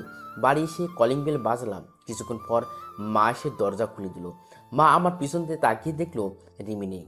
তাই মা কোনো কথা না বলে রাগ করে চলে গেল। আমিও আর কিছু বললাম না, নিজের রুমে গিয়ে সারাদিন বসে থাকলাম। কিন্তু মা একটা বারও খোঁজ নিতে এলো না। আমিও আর কষ্ট সহ্য করতে পারছি না। রিমির স্মৃতিগুলো আমাকে সব সময় কাজে দিচ্ছে। তাই আমি ডিসিশন নিলাম আমি আর এদেশে থাকবো না। সেখানে রিমি আমাকে ভুল বুঝে চলে গেল, আর বাড়িতে যতদিন রিমিকে ফিরিয়ে না আনবো ততদিন না আমার সাথে কথা বলবে না। তাই সবাইকে রেখে বিদেশ চলে যাব, তাহলে আমার এই নোংরা চেহারা রিমিকে আর দেখতে হবে না। আর মা আমার সাথে কথা বলবে না, সেই কষ্টটা ভুলে থাকার জন্য আমাকে বিদেশ চলে যেতে হবে। আমি পরের দিন বিদেশ যাওয়ায় কাগজপত্র জমা দিলাম। 2-1 দিন পর পাসপোর্ট চলে আসবে। আজ চলে যাচ্ছি সব মায়া ত্যাগ করে। আর হয়তো রিমির সাথে দেখা হবে না, আর আমার মেয়েটা আমার বদলে অন্য কারো পরিচয় হবে। আমি মার কাছ থেকে বিদায় নিয়ে চলে আসলাম। চলে আসার সময় মা কিছু বলল না, অন্যদিকে মুখ করে বসে আছে। আমি আর কিছু না বলে চলে আসলাম। এখন এয়ারপোর্টে বসে আছি, হঠাৎ দেখি তনিমা বসে আছে একটা চেয়ারে। আমি সাথে সাথে তনিমার কাছে চলে আসলাম। তনিমা আমাকে দেখে অনেক অবাক হলো। তনিমা, তুমি আমার সাথে এমন কেন করলে? কি পেলে আমার আর রিমির সুখের সংসারটা ভেঙে? তোমার কারণে রিমি আমাকে ছেড়ে চলে গেছে, আমার মা আমার সাথে কথা বলা বন্ধ করে দিয়েছে। মেহেদি, তুমি আমাকে প্লিজ ক্ষমা করে দাও। আমি জানতাম না রাকিব আমাকে দিয়ে এমন কাজ করাচ্ছে। আমি সত্যিই জানতাম না রাকিবের এমন প্ল্যান রয়েছে। তাহলে এইসব রাকিবের কাজ? আমি এখনই গিয়ে রিমির ভুল ধারণা সব মুছে দেব, আর সাথে তুমিও যাবে। হঠাৎ করে রিমির বলা কথাগুলো সব মনে পড়ে গেল। রিমি বলেছিল আমি যদি তার সামনে যাই তাহলে তার মরা দেখতে হবে। আমি চাই না আমার জন্য রিমি আর আমার মেয়ের কোনো ক্ষতি হোক। কি হলো, দাঁড়িয়ে গেলে কেন? চলো। তারপর আমি রিমির সাথে ঘটে যাওয়া সব কথা তনিমাকে বললাম, আর ওখান থেকে চলে আসলাম। ফ্লাইট এখনই টেক আপ করবে। কিন্তু আমি রিমির ভুল ভাঙাবো, তোমার কাছে রিমিকে ফিরিয়ে আনবো। তখন অনেক দেরি হয়ে যাবে, আর আমি মনে হয় কখনো এদেশে নাও আসতে পারি। এই বলে আমি চলে আসলাম আর বিমানে উঠে পড়লাম। আমি ফ্লাইটে উঠে রিমির কথা ভাবছি যে রিমি আমাকে কেমন করে ভুল বুঝতে পারলো। সে তো বলেছিল যে আমাকে ছাড়া কোনোদিন সে থাকতে পারবে না, তাহলে কেন আমাকে ছাড়া সে রয়েছে? রিমি আমাকে কোনোদিন রাগীভাবে কথা বলেনি, কিন্তু সে আমাকে চর পর্যন্ত মারলো। খুব কষ্ট হয় রিমির অবহেলা মনে পড়লে। আমার ছোট পরিটা আমাকে আর চিনতে পারবে না, হয়তো অন্য কারো পরিচয় বড় হবে। রিমি হয়তো আমাকে ছেড়ে অন্য কাউকে বিয়ে করে তার সাথে সুখের সংসার করবে। আমি রিমির কথা ভাবতে ভাবতে ফ্লাইট ল্যান্ড হয়ে গেছে। আমি এখন সিঙ্গাপুর আসছি। কেউ জানে না আমি কোন দেশে এসেছি। হয়তো কেউ আমার কথা মনে রাখবে না, সবার অবহেলার কারণ আমাকে সবাই ভুলে যাবে। আমি সিঙ্গাপুরে একটা জব করছি। এখন রিমির কথা খুব বেশি করে মনে পড়ে, আর রাতের বেলা রিমির কথা ভেবে রাতে ঘুম হয় না। রিমি সব সময় আমার বুকে মাথা রেখে ঘুমায়, আর এখন ঘুমাতে গেলে রিমির কথা মনে হয়। এভাবে সিঙ্গাপুরে আমার 5টি বছর কেটে গেল। এই 5 বছরে এমন কোনো দিন নেই যে রিমির জন্য আমার চোখের পানি পড়েনি। এখনো রিমিকে আমি ভুলতে পারিনি। আর আমার ছোট পরিটা মনে হয় এখন অনেক বড় হয়ে গেছে। এখন হয়তো আমাকে আর চিনে না, বা আমার কোনো অস্তিত্ব নেই। আমি এই কয়টা বছরে দেশের কারোর সাথে যোগাযোগ করিনি, এমনকি আমার মা বাবার সাথেও না। এই কয়দিন মা বাবার কথা খুব বেশি মনে পড়ছে, আর মা বাবাকে এক নজর দেখতে ইচ্ছা করছে। তাই আমি সিদ্ধান্ত নিলাম যে আমি 2 মাসের ছুটিতে দেশে যাব। আমি আজ দেশে ফিরছি, অন্যরকম একটা ফিলিংস কাজ করছে। দেশে গিয়ে সবাই আমাকে চিনতে পারবে তো? এইমাত্র ফ্লাইট টেক অফ করলো, আমি 5 বছর পর দেশের মাটিতে পা রাখলাম। আমি একটা বাসে করে আমার নিজের শহর ঝিনাইদহে চলে আসলাম। সবকিছু কেমন পাল্টে গেছে এই 5 বছরে। তারপর আমার বাসার সামনে চলে আসলাম, কলিং বেল চাপলাম। কিছুক্ষণ পর দরজা খুলে একটা ছোট মেয়ে দরজা খুলে দিল। আমি একভাবে মেয়েটির দিকে তাকিয়ে আছি। মেয়েটির চোখগুলো একদম আমার ছোট পইটার মতো লাগছে, আর মেয়েটি আমার দিকে কেমন অবাক দৃষ্টিতে তাকিয়ে আছে। মামুনি, কে তুমি? আর এই বাড়িতে কি করছো? আমার নাম জিনাত, আর এটা আমার দাদুর বাড়ি। তুমি আমার আব্বু, তাই না? তোমাকে আমি ছবিতে দেখেছি। তোমার ছবি আমার মা বুকে নিয়ে প্রতি রাতে কান্না করে। আম্মুর কান্না দেখে আমারও খুব কান্না আসে। আমি মেয়েটির মুখে জিনাত নাম শুনে আমার বুকটা কেমন চিনচিন ব্যথা হয়ে উঠল। আমার মনটা খুশিতে ভরে গেল। আমার মেয়েকে আমি ফিরে পেয়েছি। আমি জিনাতকে বুকে জড়িয়ে নিয়ে অঝোর ধারায় কান্না করে দিলাম। আব্বু, তুমি আমাকে রেখে আর কোনোদিন যাবে না তো? তোমার সাথে খুব কথা বলতে ইচ্ছে করে, তোমার সাথে ঘুরতে ইচ্ছে করে। তুমি আমাকে রেখে আর কোনো জায়গায় যাবে না। আমি সামনে তাকিয়ে দেখি আমার মা দাঁড়িয়ে আছে। আমি জিনাতকে ছাড়িয়ে আম্মুর কাছে গেলাম আর আম্মুকে জড়িয়ে ধরে হাউমাউ করে কান্না শুরু করে দিলাম। কোথায় ছিলি বাবা? তুই আমাদের উপর রাগ করে চলে গেলি আর আজ ফিরে আসলি। তোর কি এই মাটার কথা মনে পড়ে না? মনে পড়ে মা, সব সময় তোমাদের কথা মনে পড়ে, কিন্তু কি করব বলো, মা আসার সময় হয়নি। মা, এটা আমার সেই ছোট পরিটা। তোর মেয়ে আর আমার দাদু ভাই। মা, রিমি কেমন আছে? আর রিমি কোথায় মা? তুই চলে যাবার পরের দিন রিমি এখানে এসে তোকে না পেয়ে মেয়েটা খুব কান্না করেছে। রিমি উপরের রুমে আছে। যা নিজের রুমে যা, ফ্রেশ হয়ে নিয়ে খাবার খেতে আয়।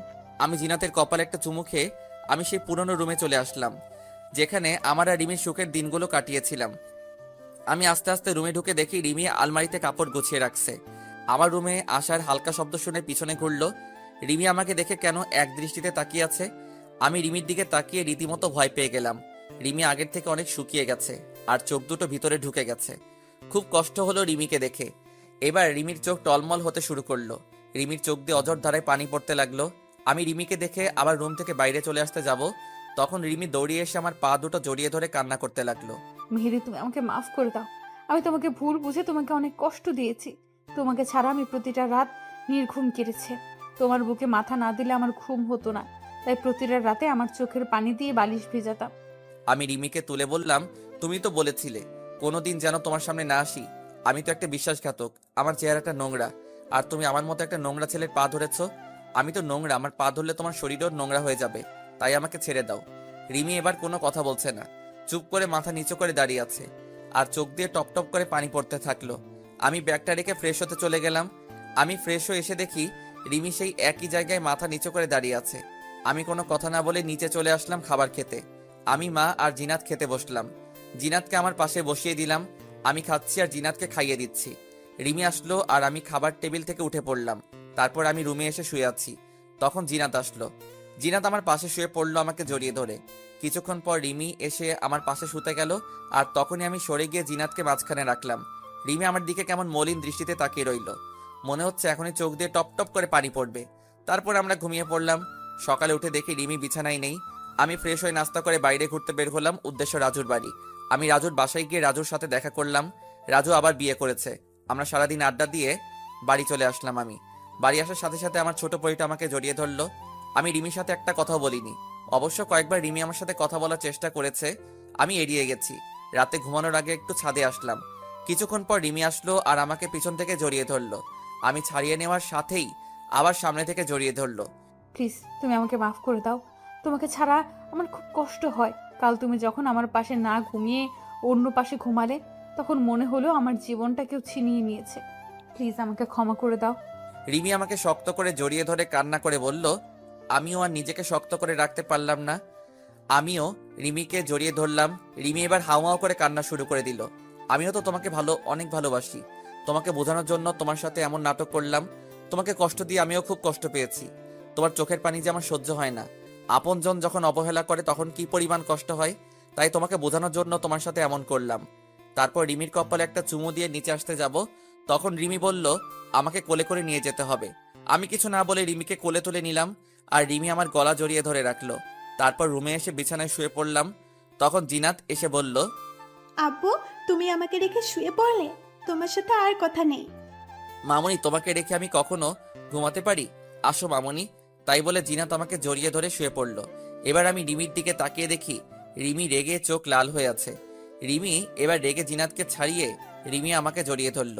এদিকে জিনাত কান্না শুরু করে দিল, আর জিনাত তার মাকে ছাড়িয়ে আমাকে জড়িয়ে নিল।